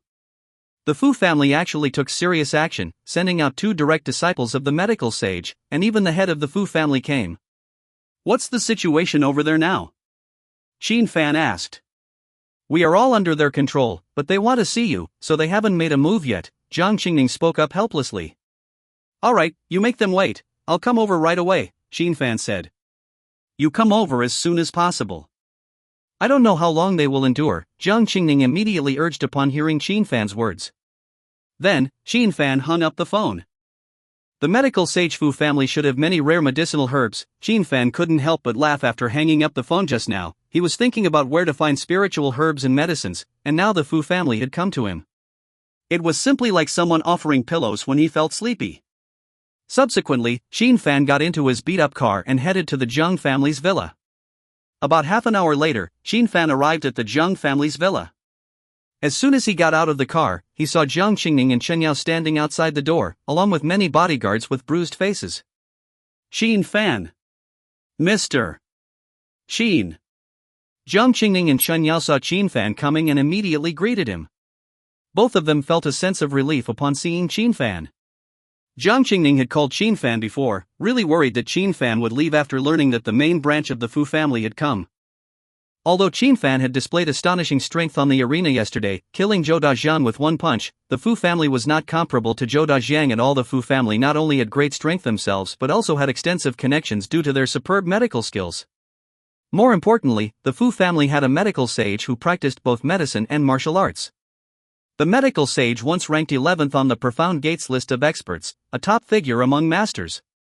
Although he had fallen to 33rd place because he had not appeared in 20 years, these 20 years of seclusion might have made the medical sage Fu Baishao even stronger. Therefore, even though Chen Fan had displayed extraordinary performance yesterday, the Jiang family still worried that Chen Fan would run away directly. After all, the Fu family was really powerful. "What's the situation?" Chen Fan asked. "They're in the backyard with grandfather Jiang. Because they're waiting for you, they haven't given us any trouble, but they injured some bodyguards, probably just wanting to ask for an explanation," Shen Yao said to Chen Fan. "Chen Fan, what are you going to do?" The two direct disciples of the medical sage are both seasoned experts who have been famous for many years on the Profound Gate list. "They're not comparable to Zhou Dajiang at all," Jiang Qingning said. However, Chen Fan didn't answer Jiang Qingning at all, but went straight in. Jiang Qingning and Shen Yao could only follow Chen Fan reluctantly. Soon, Chen Fan arrived in the backyard and saw Jiang Tianxiong and Fu Chuan sitting opposite each other, drinking tea, as if they were old friends. However, behind Jiang Tianxiong were 20 bodyguards with firearms, all looking extremely serious. While behind Fu Chuan, there were only 2 people standing, but they looked very relaxed. The strength of the Fu family was simply incomparable to the Jiang family, and both of these two were martial arts masters. Firearms were just toys to them. "Jiang Tianxiong, you have many connections in the military, so we, the main branch, have always turned a blind eye to the grudges between you and Fu Zisher." Fu Chuan sipped his tea leisurely, speaking slowly. "However, turning a blind eye doesn't mean we don't see. If you act foolishly and go too far." At this point, Fu Chuan picked up a tea leaf from the tea water, looking as if he had everything under control, and continued, "Now, your Jiang family is like this tea leaf." After finishing his words, he gently blew, causing the tea leaf in his hand to fall, then said, "So, Jiang Tianxiong, give yourself some dignity, or I will give it to you." "Are you suggesting that we hand over Mr. Qin to save face for the Jiang family?" Jiang Tianxiong asked. "That Mr. Qin shouldn't have been so heavy-handed, blinding Fu Zisher's eyes. Although he is just a peripheral member, he still has the blood of the Fu family in his veins. If this grudge isn't settled, I'm afraid the Fu family will find it difficult to stand in Huai," Fu Chuan said lightly. "So, as long as you are willing to cut off ties with that Mr. Qin and hand him over to us, considering your connections in the military, the Fu family will absolutely not trouble the Jiang family," Fu Chuan said calmly. "You're right. The Fu family is a behemoth, and now the only thing that can save our Jiang family is my connections in the military," Jiang Tianxiong said. "So, have you made your decision?" Fu Chuan smiled. "I've made my decision. I've decided to trust Mr. Qin and take a gamble," Jiang Tianxiong said. Chen Fan had given him a great shock yesterday. Although facing the Fu family, he still felt insufficient. However, he trusted Chen Fan's ability to foresee. Therefore, he decided to take a gamble. "A gamble?" Fu Chuan smiled at the words. "How are you going to gamble?" As he spoke, he gestured to 2 old men with white hair and young faces behind him, one in black and one in white. These 2 stood quietly there, indifferent to external matters. However, the aura emanating from the 2 of them was truly frightening. Blackwood and White Rainbow were originally medicine boys by the side of the old ancestor, following the old ancestor in cultivation for 60 years, deeply inheriting the old ancestor's true teachings. Now, they are both near mastery in the martial master realm, ranking in the top 81 and 80 on the Profound Gates list. However, the 2 of them have been practicing and fighting together all year round. If they team up, their strength is comparable to the top 40 on the Profound Gate list. I think, Jiang Tianxiong, you should understand that on the Profound Gate list of 100, there are 3 sections, top, middle, and bottom. Starting from 50 is the middle section, and each rank advancement represents a significant increase in strength.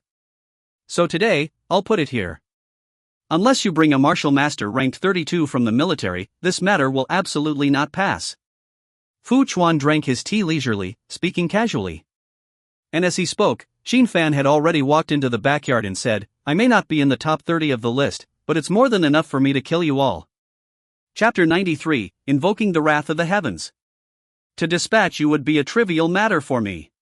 Chen Fan's voice reverberated, causing both Fu Chuan and Blackwood to turn their attention to him simultaneously. So, you're Mr. Chen? Fu Chuan inquired, fixing his gaze upon Chen Fan.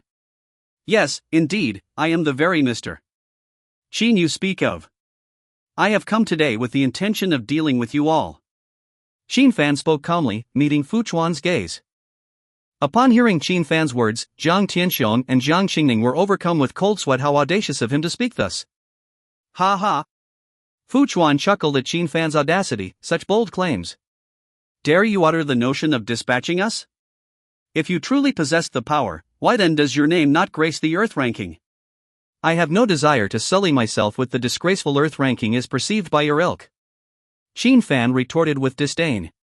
As it stands, I may spare your lives, but since the Jiang family is under my protection, you must pay the price for injuring my people.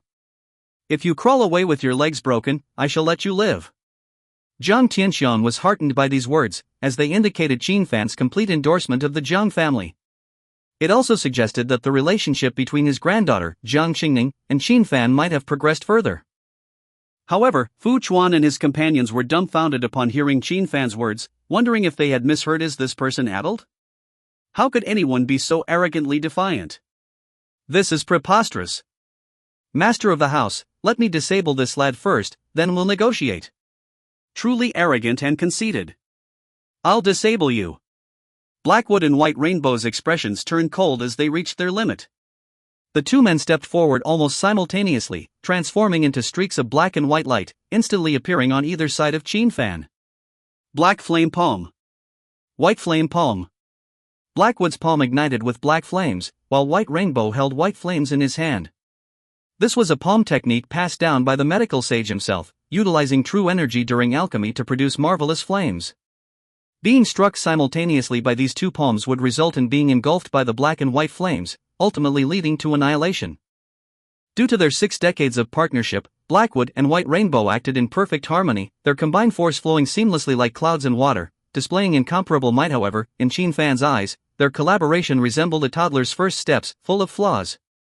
In an instant, Chen Fan extended his hands, one to the left and one to the right, and seized the throats of Blackwood and White Rainbow. Before Blackwood and White Rainbow could even react, they felt themselves being lifted up and then violently slammed to the ground. Boom! A loud crash resounded as 2 deep craters appeared in the backyard, with Blackwood and White Rainbow coughing out blood and convulsing within. Chen Fan, without sparing them a glance, walked directly in front of Fu Chuan, seated himself, picked up a cup of tea, took a sip, and leisurely spoke. Now, do you think I can dispatch you? Fu Chuan's face turned pale instantly, with cold sweat pouring down his forehead. He had brought 2 Grandmaster experts, only to be crushed instantly by the opponent. Moreover, Chen Fan's attack seemed so casual, as if he hadn't employed any techniques at all. It was as if an adult was casually dealing with an infant. These 2 Grandmasters, who were close to achieving perfection, appeared as infants before this man. What level of prowess was this? Perfection in the Grandmaster realm, perhaps even within the top 10 on the Earth ranking?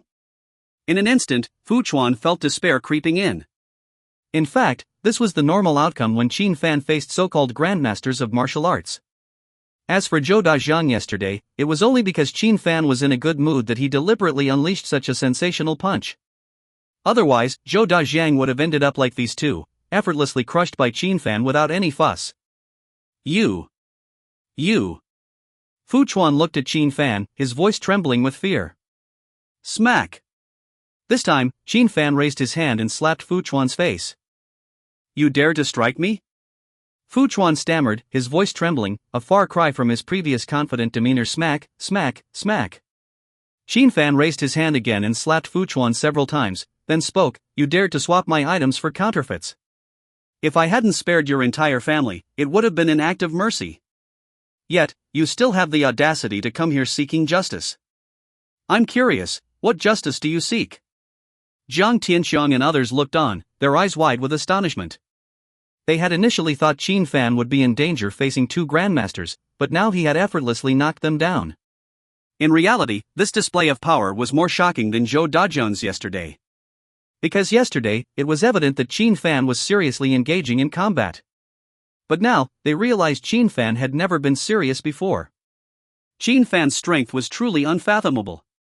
In an instant, everyone looked at Chen Fan with eyes that could only be described as reverent. Meanwhile, Jiang Qingning's heart was aflutter. She hadn't been able to witness Chen Fan's extraordinary prowess yesterday because her grandfather, Jiang Tianxiong, had been concerned for her safety. But today, she realized that Chen Fan's display would be even more astonishing than yesterday's. I actually doubted whether he was afraid of the Fu family and would run away. I was truly foolish. Jiang Qingning cursed herself inwardly, her eyes fixed firmly on Chen Fan. The future of the Jiang family rested entirely on Chen Fan's shoulders. Only a man like him was worthy of her, Jiang Qingning. Meanwhile, Fu Chuan was truly terrified at this moment, unable to utter a word. Mr. Chen, as long as you spare my life, I swear, the Fu family will never seek revenge. Fu Chuan quickly begged for mercy. Human oaths are worthless, meaningless in my presence. Chen Fan spoke. How can I trust you? Then how can you trust me? Fu Chuan asked fearfully. Give me conditions, and as long as you spare us, we'll agree to anything. Conditions? Chen Fan glanced at Fu Chuan and spoke, I'll let you go, but I want to accompany you back. Everyone froze upon hearing this. Chen Fan, you want to go to the Fu family? Jiang Qingning quickly spoke up. Yes, indeed. I want to personally meet the medical sage you mentioned, Fu Baishao. Chen Fan immediately replied. Fu Chuan's heart leaped with joy. Wasn't this just walking into the trap? Immediately, he said, all right, I'll take you to see the patriarch. Chapter 94, Esoteric Realms. The members of the Jiang family were dumbfounded upon hearing Chen Fan's words. Chen Fan was being exceedingly ruthless, confronting the elderly directly after dealing with the younger generation? I'll accompany you then. Jiang Qingning mustered the courage to speak up and made up her mind. No need, Chen Fan interjected. Chen Fan, this matter stems from our Jiang family and should be resolved by us, Jiang Qingning insisted. Mr. Chen, take the girl with you. Although she lacks martial prowess, she might be of assistance in other matters, Jiang Tianxiong suggested. Chen Fan pondered for a moment. Indeed, he hadn't truly intended to exterminate an entire family. His purpose was to see if there were any spiritual herbs available. Perhaps Jiang Qingning could be of use in this regard. Very well, Chen Fan finally agreed. Shortly after, Chen Yao arrived with a Rolls-Royce Phantom. After Chen Fan and Jiang Qingning boarded the car, they followed the Fu family's entourage to the city of Huahai. After seeing Chen Fan off, Jiang Tianxiong rubbed his chin and couldn't help but smile. The future of the Jiang family was limitless. Meanwhile, Jiang Qingning sat nervously beside Chen Fan in the car. Chen Fan, Fu Baishao was once ranked 11th on the Earth ranking. Although he has now dropped to 33rd place, back when he was 11th, my grandfather hadn't even been born yet. Is it wise for us to walk into this trap? Jiang Qingning asked anxiously. Your grandfather wasn't born yet? How old is this Fu Baishao now? Chen Fan inquired. He's probably nearing 200 years old, Jiang Qingning replied. Approaching 200 years? Chen Fan furrowed his brow. In that case, his lifespan is coming to an end. Jiang Qingning looked puzzled at Chen Fan's words. Why do you say that? You'll understand when you see him, Chen Fan replied. Chen Fan's judgment was not unfounded. Upon encountering the Grandmasters, he sensed an aura akin to the Foundation establishment stage, indicating that they were likely at the nascent soul stage. The lifespan of a nascent soul stage cultivator exceeded 200 years. If they failed to reach nascent soul stage, their lifespan would be capped at 200 years. Hence, Fu Baishao's seclusion was likely an attempt to break through this barrier. Jiang Qingning nodded in understanding, placing her trust unconditionally in Chen Fan. You mentioned earlier that Fu Baishao was once ranked 11th on the Earth ranking. Why has he dropped to 33rd place? Chen Fan inquired again. Chen Fan wasn't particularly interested, but since he was about to meet Fu Baishao, he thought he might as well gain some insight into the matter. He dropped in rank because he hasn't appeared in public for over 20 years, Jiang Qingning explained. He lost rank just because he didn't appear? That's amusing, Chen Fan chuckled. Sometimes cultivators would seclude themselves for decades, or even hundreds of years, in pursuit of breakthroughs. Mr. Qin, it seems you're not familiar with the celestial, earth, and human rankings of the martial world, Chen Yao, who was driving, interjected. Let me explain briefly. The celestial, earth, and human rankings are established by the esoteric sect. The human ranking is updated every 3 years and consists of 300 individuals, all of whom are at the innate realm. The earth ranking, on the other hand, is updated every 10 years and includes only 100 Grandmasters. It's divided into 3 tiers, the upper, middle, and lower earth rankings. The lower earth ranking comprises ranks 51 to 100. Simply stepping into the Grandmaster realm gives you a chance to enter this ranking. To enter the top 50, one must at least be a Grandmaster of consummate mastery. The upper ranking includes the top 20, all of whom must be Grandmasters of perfect mastery.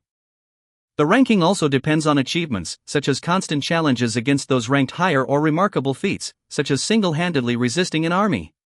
Thus, if one refrains from action for more than 5 years, their ranking will drop. The earth ranking isn't very indicative of one's actual strength. Many individuals drop in rank because they seclude themselves for prolonged periods, but their strength may actually increase due to their seclusion, Chen Fan remarked. It's essentially an entertainment ranking, Chen Yao chuckled, agreeing with Chen Fan. But those in the top 20, especially, are undoubtedly terrifying in terms of strength. Chen Fan nodded in agreement, then asked, what about the celestial ranking? The celestial ranking consists of Grandmasters surpassing the Grandmaster realm. Only 50 individuals are ranked, and it's updated every 20 years.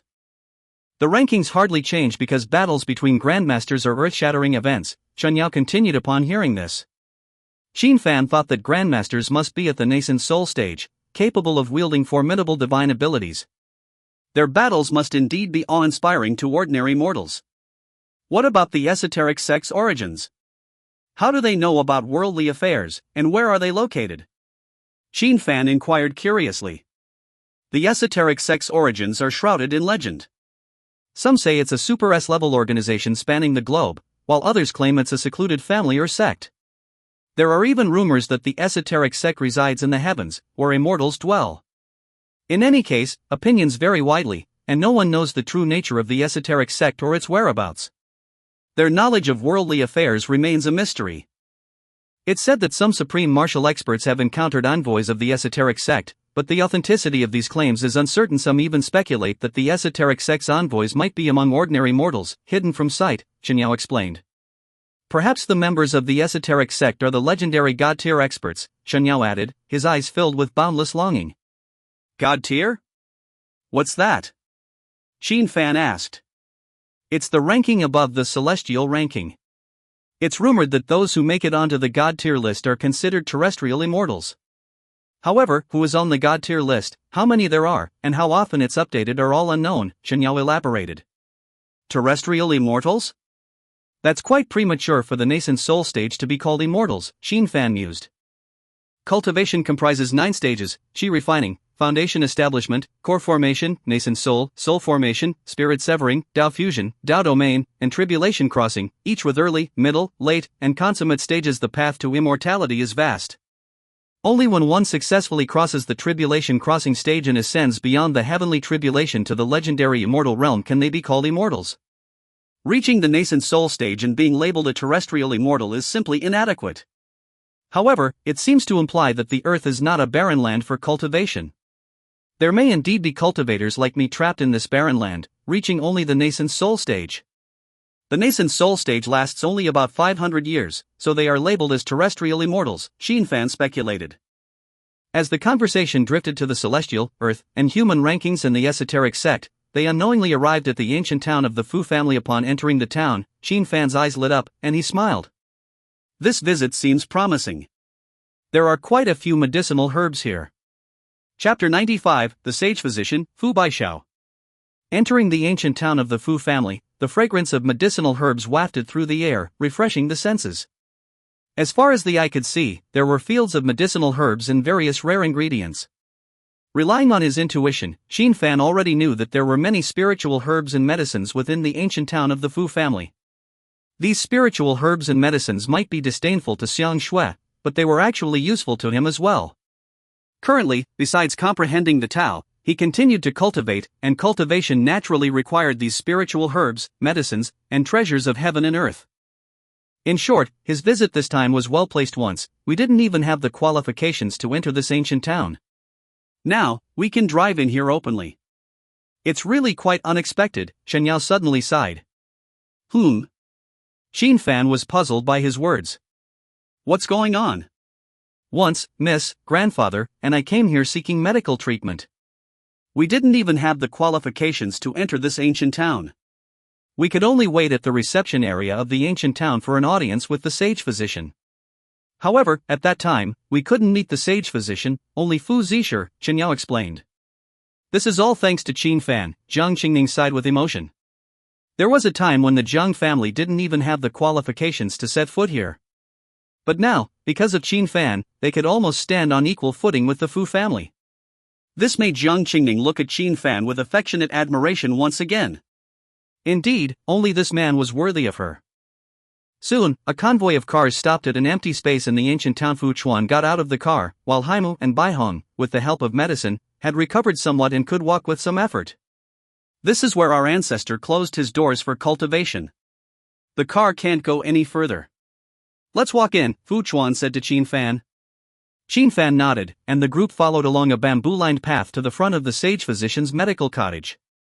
Indeed, nearing the foundation establishment stage, but unfortunately, the end of lifespan is near, and there is no hope for foundation establishment. Chen Fan sensed the aura emanating from inside the medical cottage, confirming his speculation. The so-called Grandmaster was probably at the late qi refining stage, and currently, Fu Baixia was at the perfect stage of qi refining, approaching the foundation establishment stage, which was considered a half-step towards it. However, it was just this half-step, a world of difference. It's the people brought by Fu Chuan come in, a hoarse voice came from inside the medical cottage. As the master of the Fu family, Fu Chuan held a high position within the family. Bringing them directly here, the sage physician, Fu Baixia, would certainly meet them. Chen Fan then pushed open the door and immediately a fragrance of herbs hit them. The room was filled with various medicinal herbs in jars. An elderly man in a grey robe, with unkempt white beard and hair, was sitting in front of an alchemy furnace, fanning the flames inside. You are the sage physician, I presume, Chen Fan said after a glance. The sage physician turned his head to size up Chen Fan and calmly said, You are vigorous and healthy, in no need of treatment from me. Are you here to spar with me? It was I who blinded Fu Zisher, Chen Fan spoke up. Fu Baixiao's hand paused, and his eyes locked onto Chen Fan, releasing a sharp gaze, then he spoke, It seems that the Fu family has encountered a great trouble this time. Don't worry, I haven't killed them yet, Chen Fan chuckled. So you're planning to fight me? Fu Baixia asked solemnly. Upon hearing this, Chen Fan smiled and said, You're not even worthy of fighting me. Fu Baixiao's face turned cold at the remark, but before he could retort, Chen Fan continued, And besides, you can't even make a move. How could you fight me? What do you mean? Fu Baixia asked. It's because your lifespan is nearing its end, so you're hiding here trying to extend it. If you make a move, I'm afraid I won't even need to make a move, you'll perish on your own, Chen Fan said lightly. Fu Baixiao's mouth twitched at the words. Who are you exactly? Chen Fan paid no attention and walked to the side of the alchemy furnace, sniffing, and commented, You're refining Peiyuan pills. Not bad, you've actually managed to gather all the materials for Peiyuan pills. Fu Baixia couldn't sit still anymore and immediately stood up, looking excitedly at Chen Fan. How did you know that I'm refining Peiyuan pills? Peiyuan pills, it was something he had found countless ancient texts for, and the opponent seemed to have known what he was refining with just a sniff. It really made him incredulous. This Peiyuan pill strengthens the foundation and cultivates vitality, but if you want to break through to the great Grandmaster level and thus extend your lifespan, don't even think about it, Chen Fan said. Chen Fan was too familiar with Peiyuan pills. They were commonly used cultivation pills for qi refining stage cultivators, strengthening the foundation and cultivating vitality. However, that was where it stopped.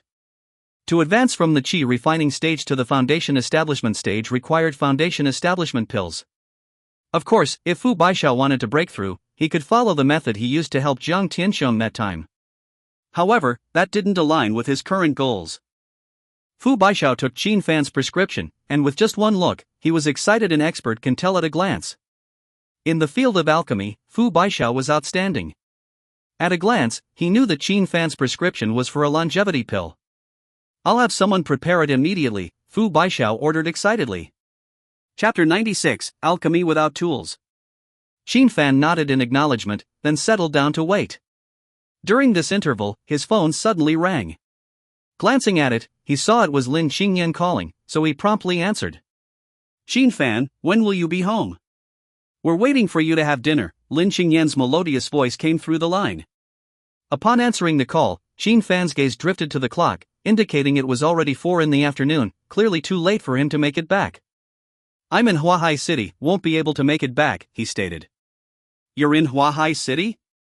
Lin Qingyan responded, clearly surprised by Chen Fan's location. Yes, so don't wait for me. Chen Fan insisted. Don't wait for you? Lin Qingyan retorted indignantly before abruptly hanging up. Listening to the dial tone, Chen Fan was somewhat puzzled by Lin Qingyan's reaction over a simple dinner. Nonetheless, he brushed it off, disregarding Lin Qingyan's mood. At that moment, the medicinal ingredients were already prepared and delivered before him. Excellent, very comprehensive, Chen Fan remarked. In that case, I'll excuse myself, Fu Baishao interjected. It doesn't matter, feel free to stay and observe, Chen Fan offered. The green Yuan pill was a qi refinement stage elixir, something he could concoct with his eyes closed. Therefore, whether or not there were spectators was of no consequence to him. Upon hearing this, Fu Baishao decided to stay, as he was quite curious about Chen Fan's alchemical technique. At this moment, Chen Fan effortlessly lifted his hand, causing the ingredients to levitate before him. Material manipulation. Fu Baishao's eyes widened in astonishment, unable to contain his exclamation. However, this was just the beginning. What followed not only impressed Fu Baishao but also left an indelible mark on him for life. He had assumed Chen Fan would deposit the ingredients into the pill furnace, but Chen Fan didn't even need to do that. Instead, the ingredients gathered before him. As these ingredients converged before Chen Fan, he simply extended his hand, and a verdant flame appeared, enveloping all the ingredients. This scene left Fu Baishao dumbfounded. He had never imagined Chen Fan would begin alchemy without even using a pill furnace. What's more astonishing was Chen Fan's precise control over the flame, which measured only a meter in diameter. Within this flame, the ingredients danced, emitting waves of medicinal fragrance. The key to alchemy lay in controlling the alchemical fire, and at this moment, Chen Fan's mastery over the flame was truly extraordinary. Furthermore, he hadn't even used a pill furnace, yet he managed to exert such control over the flame. This left Fu Baishao feeling as if he were standing before a deity, rather than a mere mortal. Chen Fan's alchemy was already remarkable. Within the cultivation world of the Qingxian star domain, he was among the very top practitioners. With such alchemy, crafting elixirs of the qi refinement stage became as simple as breathing. He didn't require a pill furnace or even genuine alchemical fire. His mastery over fire-based mystic arts sufficed. As the medicinal ingredients burned within Chen Fan's flame, impurities were entirely purged, leaving behind only essence mingled with the spiritual energy he released. This moment truly showcased the skill of an alchemist. Normally, burning ingredients in a fierce fire would compromise their essence and spiritual energy. However, Chen Fan could seamlessly blend the two without any loss. Such finesse was exclusive to him. As time passed, Chen Fan continued to produce one green Yuan pill after another. 10 minutes later, he had depleted all the ingredients, having crafted 5 pills. Upon witnessing Chen Fan's creation, medical Saint Fu Baishao became breathless, his body trembling, his face filled with awe. Are those the legendary pill patterns? He stammered. Yes, pill patterns, exquisite pills. It seems you do have a discerning eye, Chen Fan casually remarked. Elixirs were categorized into upper, middle, and lower grades, with exquisite pills featuring intricate patterns atop them, thereby doubling the efficacy compared to superior grade pills. Are you truly willing to gift these to me? Fu Baishao asked, his voice quivering. I'll give you one, Chen Fan replied nonchalantly. Elder, this green Yuan pill is an elixir that extends life. How many years could one pill prolong life? Fu Baishao asked anxiously. This isn't the authentic green Yuan pill. I made some modifications to the ingredients, so it's a lesser version. However, it should still extend your life by 15 years. But consuming more won't have any effect, it's only effective once. I initially intended to craft just one pill, but you provided too many materials, Chen Fan explained. Hearing this, Fu Baishao fell silent. He had prepared extra materials precisely because alchemy could fail. Little did he expect Chen Fan's alchemy to be so astonishing. 15 years. Perhaps these 15 years could grant me entry into the realm of Grandmasters, Fu Baishao murmured as he held the green Yuan pill, his voice trembling. At present, what he needed most was longevity. With these 15 years, he would have a chance to advance to the realm of Grandmasters. Old man, just a single lesser green Yuan pill has you this ecstatic. If your family is willing to serve me, let alone premium-grade lesser green Yuan pills, I could even provide you with a pill that propels you into the realm of Grandmasters. Chen Fan looked at Fu Baishao with a playful smile. Hearing this, Fu Baishao finally believed. Setting aside everything else, Chen Fan's extraordinary alchemy alone was enough to earn his trust. Subsequently, Fu Baishao suppressed his emotions and, using his true energy, called out, "Everyone, come in." As soon as his voice echoed, those waiting outside the medical hall, including Fu Chuan and Jiangyang, promptly entered. "Master, what is this?" Blackwood was the first to enter, spotting the green Yuan pills arranged on the table, his expression one of shock. Upon Blackwood's prompting, the others too were drawn to the pills on the table. The pills were incredibly beautiful and exuded an exceptionally pleasant medicinal fragrance, unmistakably top-tier elixirs. Meanwhile, medical Saint Fu Baishao gazed at the head of the Fu family, who was covered in injuries, his face bruised and swollen, and shook his head with a sigh. "If I were to die, I fear the Fu family would perish." In Fu Baishao's eyes, there wasn't a single individual in the Fu family capable of leading. Even his two direct disciples had only achieved so much. Hence, his desperate desire for longevity. Without it, everything the Fu family had built would crumble. Finally, Fu Baishao calmly stated, "These are exquisite pills that can extend my life by 15 years. This revelation shocked everyone present, except for Chen Fan. "Elder! Is this true?" Fu Chuan exclaimed in astonishment. "Are these pills newly refined by you, Elder?" Bai Hong couldn't help but ask. "I didn't refine them, these pills were crafted by Master Chen," Fu Baishao clarified. Chapter 97, Master Chen. "What?" This exclamation drew the attention of everyone present towards Chen Fan, their faces filled with incredulity. "Ancestor, are you not mistaken? Is it truly this young man who crafted these pills?" Fu Chuan asked incredulously. Smack! But before Fu Chuan could finish speaking, Fu Baishao raised his hand and delivered a resounding slap to Fu Chuan's face, leaving him seeing stars and completely dazed. These pills were indeed crafted by the young man you just referred to. These pills, if placed at auction, would start at 1 billion. And now, the young man you just referred to wishes to give them to me. Who gave you the audacity to address him as a young man?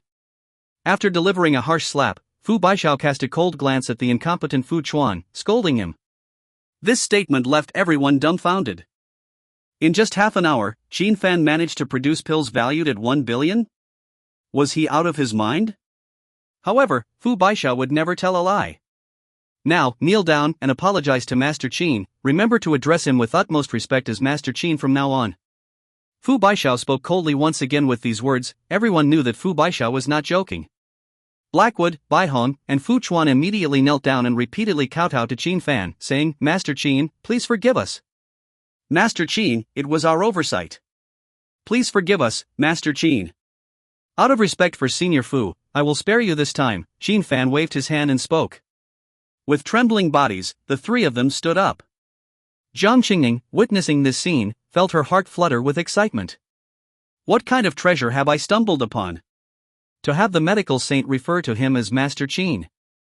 If Fu Baishao addressed Chen Fan as Master Chen, then Chen Fan's alchemy must truly be extraordinary. Chen Fan was indeed a treasure of a man at this moment. Jiangyang was almost jealous of Lin Qingyan. How could she find such a man? No, she must snatch him away. Fu Baishao's expression turned serious as he continued, "Remember, from now on, Master Chen is the most honored guest of the Fu family. I don't want to hear anything about any grievances or disputes with Master Chen." Fu Chuan immediately understood the implications of his words. If Fu Baishao didn't want to hear about any grievances or disputes with Master Chen, it meant that they needed to deal with Fu Zisher and Fu Yangyan. "Understood, I will not disappoint the ancestor," Fu Chuan quickly responded. Fu Chuan then turned to Chen Fan and respectfully said, "Master Chen, I do not like beating around the bush. Whatever you need, just say the word, and the Fu family will not refuse." Chen Fan had already prepared the prescription and handed it to Fu Baishao. In addition to the medicinal ingredients needed by Xiang, there were also ingredients required for foundation establishment pills, which were prepared for Xiang. There were also many medicinal ingredients that Chen Fan needed for himself. These medicinal ingredients were to be used by Chen Fan to refine pills to aid in cultivation. The formation of the nascent soul was already halfway complete. Once successful, he would definitely be in the middle stage of the nascent soul realm. After reaching the middle stage, he would continue to cultivate to the later stage and achieve perfection. All of this required resources. Chen Fan never liked to start preparing at the last moment. He always prepared in advance to deal with various unforeseen circumstances. This was also why he began preparing for nascent soul even when he was still in the early stage of foundation establishment. Being prepared ensures safety. This is what allowed him, as a wandering cultivator, to survive in the brutal cultivation world until now. It must be noted that in the brutal cultivation world, wandering cultivators were seen as fat targets by various sects and forces. A wandering cultivator who reached the nascent soul stage was already extremely lucky. In the Qingxian star domain, Chen Fan was the only one in the nascent soul realm. Fu Baishao took Chen Fan's prescription and suddenly frowned, showing signs of difficulty. Fu Chuan and the others were surprised to see their ancestors' troubled expression. Was collecting medicinal ingredients also difficult for the Fu family? Then, the three of them approached and their faces also turned grim. Master Chen, many of the medicinal ingredients listed here are unfamiliar to us, Fu Baishao said awkwardly. In addition, for example, this extremely fishtail grass grows in extremely places, where strange creatures often appear. It is extremely difficult to collect. Even if I were to go personally, I might not be able to obtain it. Moreover, this place is probably not within the borders of the Xia kingdom. Fu Baishao sighed. Chen Fan furrowed his brows upon hearing this. He still had many extreme yang stones. If he could obtain the extreme yin fishtail grass, he could blend the extreme yin and extreme yang energies, completing the yin-yang fusion and refining the yin-yang fusion pill, which would be extremely beneficial for his cultivation. Master Chen, there's no need to worry. As long as it exists in this world, our Fu family will definitely find it. It's just that the price might be a bit steep, Fu Baishao said with a smile. For example, these are just a bit expensive. Ancestor, these are not just a bit expensive. For example, the Jade Marrow Spirit Flower costs 5 billion for one flower, and there might not even be anyone willing to sell it. Also, the Chongyu juice, 1 gram costs 100 million at Tianbao auction house. Fu Chuan, at this moment, spoke up, shocked by Chen Fan's prescription. This was not just a bit expensive, each item was priced at a sky-high value. Chen Fan sighed upon hearing this. He hadn't expected it to be so expensive. According to Fu Chuan, the medicinal ingredients he needed would not cost tens of billions, but would aim for hundreds of billions. Ha ha. Fu Chuan had just finished speaking when Fu Baishao burst into laughter. With Master Chen's abilities, a few hundred billion is not a problem at all. Therefore, as long as Master Chen is willing to assist the Fu family, no matter what medicinal ingredients are needed, the Fu family will definitely provide them to Master Chen. Upon hearing this, Chen Fan frowned. Indeed, he was an old fox. Originally, Chen Fan had asked the Fu family to do things for him, but now, with this statement, both sides had become partners, and the Fu family even had a hint of wanting to take the lead. Chen Fan would never agree. Keeping everything in his own hands was his principle. On the side, Jiangyang, not wanting Chen Fan to be controlled by others, and even less wanting Chen Fan to be swayed by the Fu family, spoke up, Senior Medical Saint, I have a suggestion. Oh? Fu Baishao looked at Jiangyang with interest, asking, little girl, feel free to speak your mind. The Fu family's pharmaceutical business covers the entire Huahai region, but it cannot expand beyond it, and it cannot even expand to various places in Jiangnan. To me, this is like having a treasure but not knowing how to use it, Jiangyang said. Upon hearing this, Fu Baishao looked at Fu Chuan, who wore an embarrassed expression. Over the years, Fu Chuan had wanted to expand the Fu family's pharmaceutical business to Jiangnan and even various places in the Xia kingdom, but he was limited by his abilities and could not achieve it, so he could only guard their territory in Huahai. In comparison to the Fu family, our Jiang family falls short in many aspects, but there's one area where I'm confident we surpass the Fu family, Jiangyang continued. Girl, I don't like beating around the bush. Get to the point, Fu Baishao interrupted. Our Jiang family excels in business expansion, so our business ventures are widespread throughout Jiangnan. Even in Huahai, the Jiang family has some industries. Therefore, I propose that we cooperate. By leveraging each other's strengths, we can complement each other. The Jiang family can expand its business and enter Huahai, while the Fu family can use the Jiang family's channels to expand its pharmaceutical business to various places in Jiangnan. The cooperation between the Jiang and Fu families would be a perfect match by then. Both sides' incomes will surely skyrocket. Why not give it a try? Jiang Qingning spoke confidently, expressing her thoughts. No, cooperation with you will only lead to disputes over profit distribution. Fu Baishao spoke up. Senior medical saint, with Master Qin here, who would dare to say that profit distribution is unfair? Jiang Qingning smiled and said. What do you mean? Fu Baishao seemed to understand something. As long as Master Qin becomes the owner of the new company and decides how to distribute the profits, I believe no one would find it unfair, Jiang Qingning said with a smile. Chapter 98, Tianqin Company. Jiang Qingning's words resonated deeply with everyone present, and their gazes turned towards Chen Fan. The prowess of Master Qin is widely known among us, it is indeed an invaluable treasure, remarked one. However, considering Master Qin's precious time, it is not fitting for him to expend it on company management. Nevertheless, these medicinal ingredients evidently require substantial funds, another remarked sagely. In light of this, my proposal is for the Fu family to provide various medicinal ingredients, Master Qin to offer diverse pharmaceutical products, and our Jiang family to expand channels and handle sales, Jiang Qingning elaborated.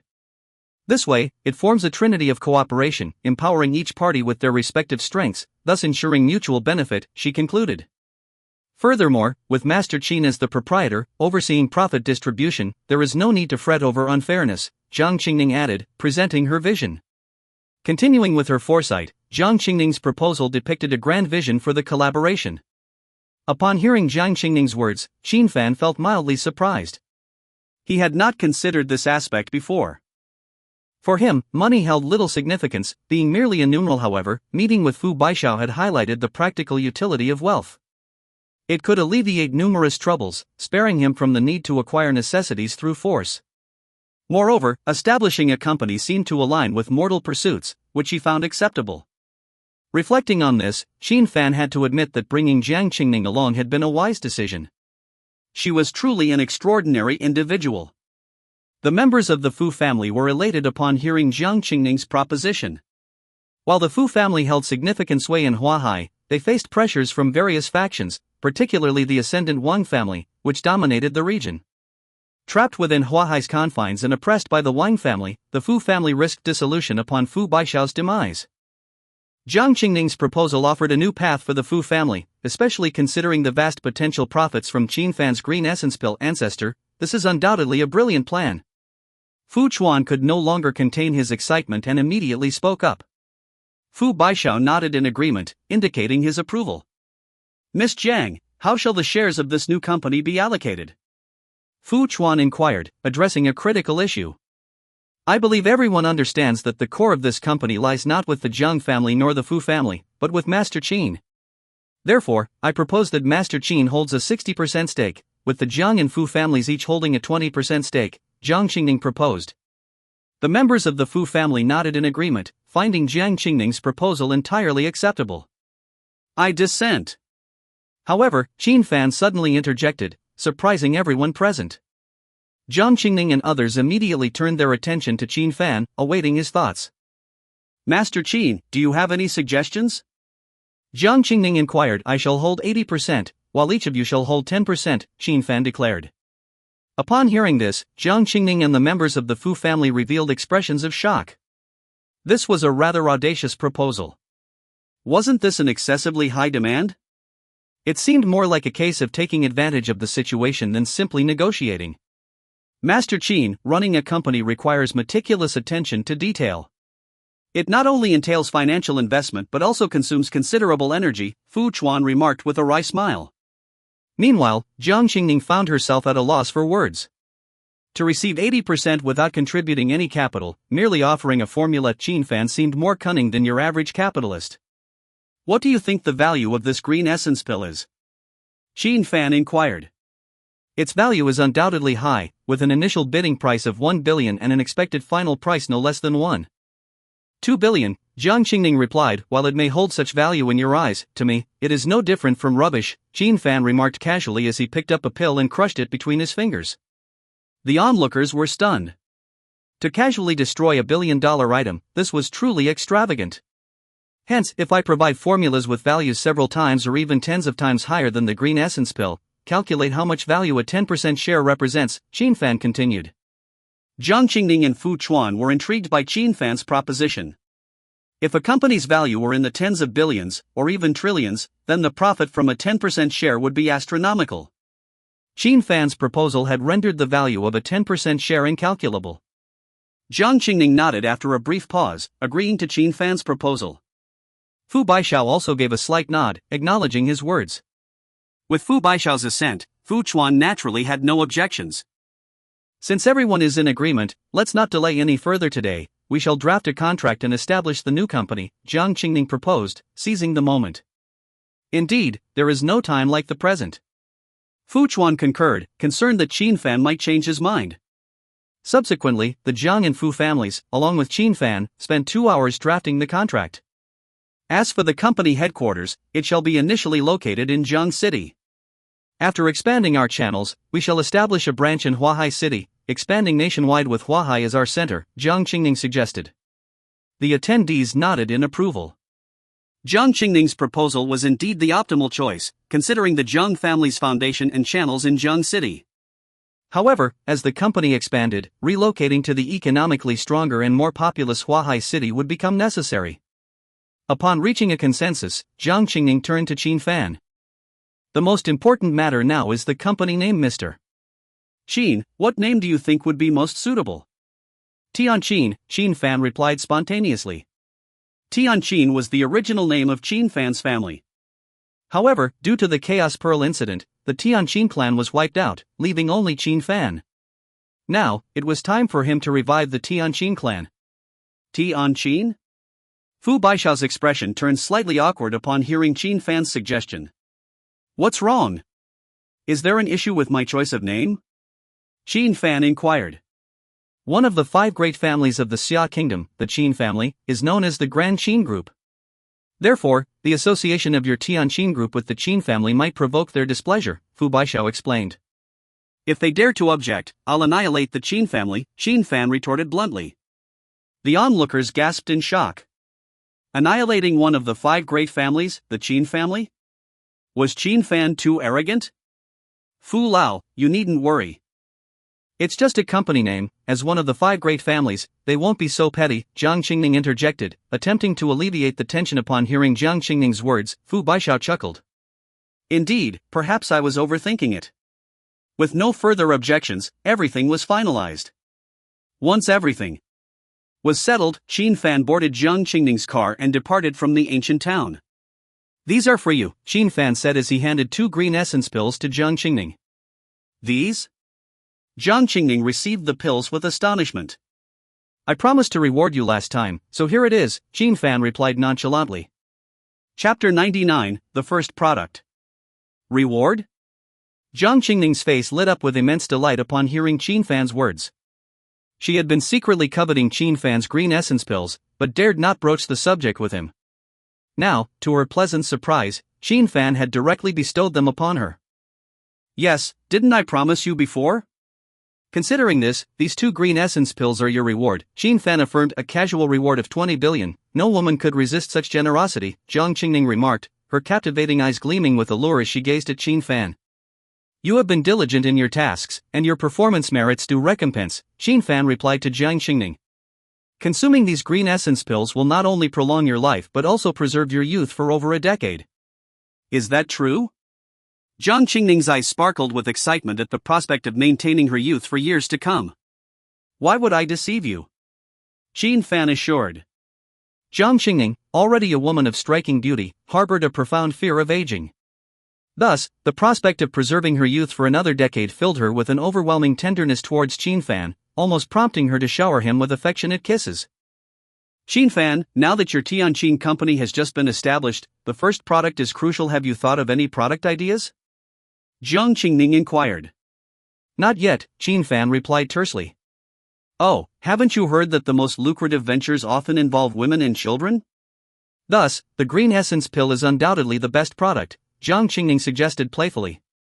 This item can only be refined by me. and the materials are likely insufficient for mass production, Chen Fan explained. Ignoring the materials, the mere fact that he must personally refine them would suffice to dismiss the notion. He had neither the time nor inclination to waste on concocting such trivial elixirs. Rolling her eyes at Chen Fan, Jiang Qingning retorted, I don't need its full potency, even 1/10, 1/100th, or even 1,000th of its effects would be sufficient to make it a bestseller. Chen Fan pondered for a moment before responding, if it's merely about maintaining one's appearance, that's quite simple. In the cultivation world, there exists a pill known as the Eternal Youth Pill, which bestows perpetual youth upon the user. Simplifying this pill and creating a basic elixir version, with regular use, would naturally yield cosmetic benefits. This simple yet effective solution could be mass-produced and would be impossible to replicate.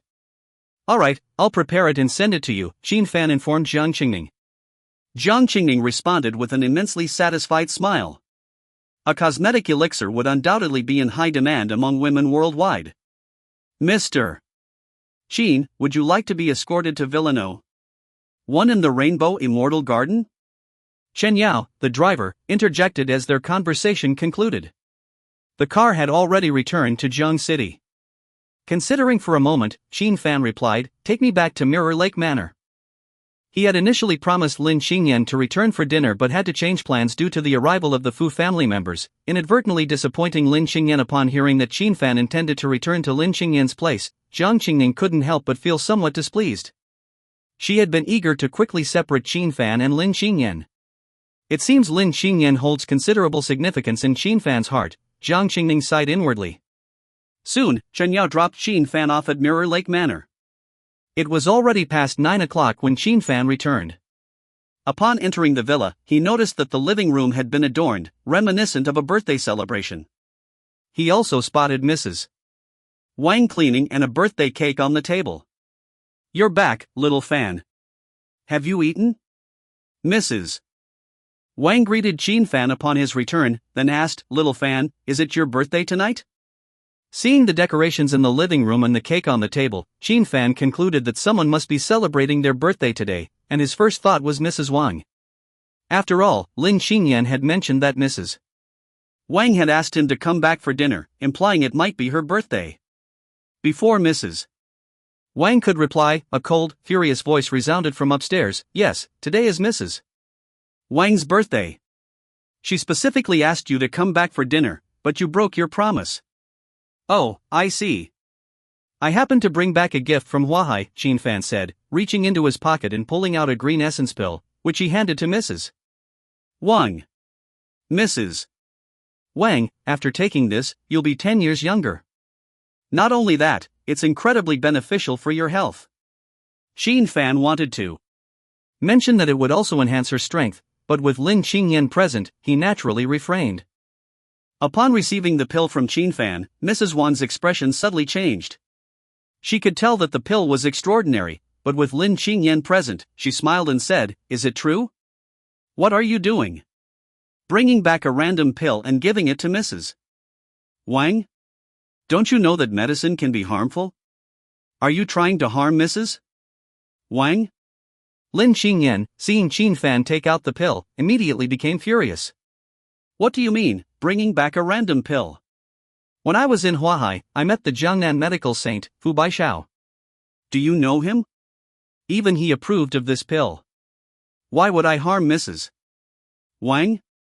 Chen Fan retorted, glancing at Lin Xingyan. Chen Fan couldn't understand why Lin Xingyan was so angry.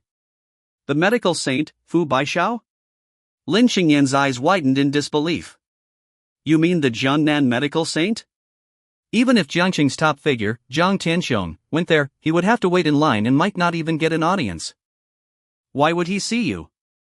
And you dare to claim that the medical saint approved it? I think you've been deceived and bought fake medicine. Hearing Lin Xingyan accuse the green essence pill of being counterfeit left Chen Fan speechless. Mrs. Wang, you trust me, don't you? Ignore her and take it, you'll see results immediately. Mrs. Wang, you mustn't listen to him. Lin Xingyan's tone grew increasingly severe. Observing the situation, Mrs. Wang hesitated for a moment before swallowing the green essence pill on the spot. Mrs. Wang, are you feeling unwell? I'll call an ambulance for you. Lin Qingyan immediately grew anxious, seeing Mrs. Wang swallow the pill. Clearly, something had gone wrong with the medication, prompting her to call for help. No need, Mrs. Wang quickly reassured her. With that, Mrs. Wang hurriedly retreated to her room. Mrs. Wang, are you feeling unwell? I'll call an ambulance for you. Lin Qingyan was alarmed at the thought of Mrs. Wang falling ill from the medication and immediately called out. However, Mrs. Wang paid her no heed and simply closed the door to her room. Seeing this, Lin Qingyan turned to Chen Fan. If anything happens to Mrs. Wang, I'll hold you responsible. She'll be fine. You'll be envious when you see the results, Chen Fan replied. Envious my foot. Before Lin Qingyan could finish, a startled cry came from upstairs.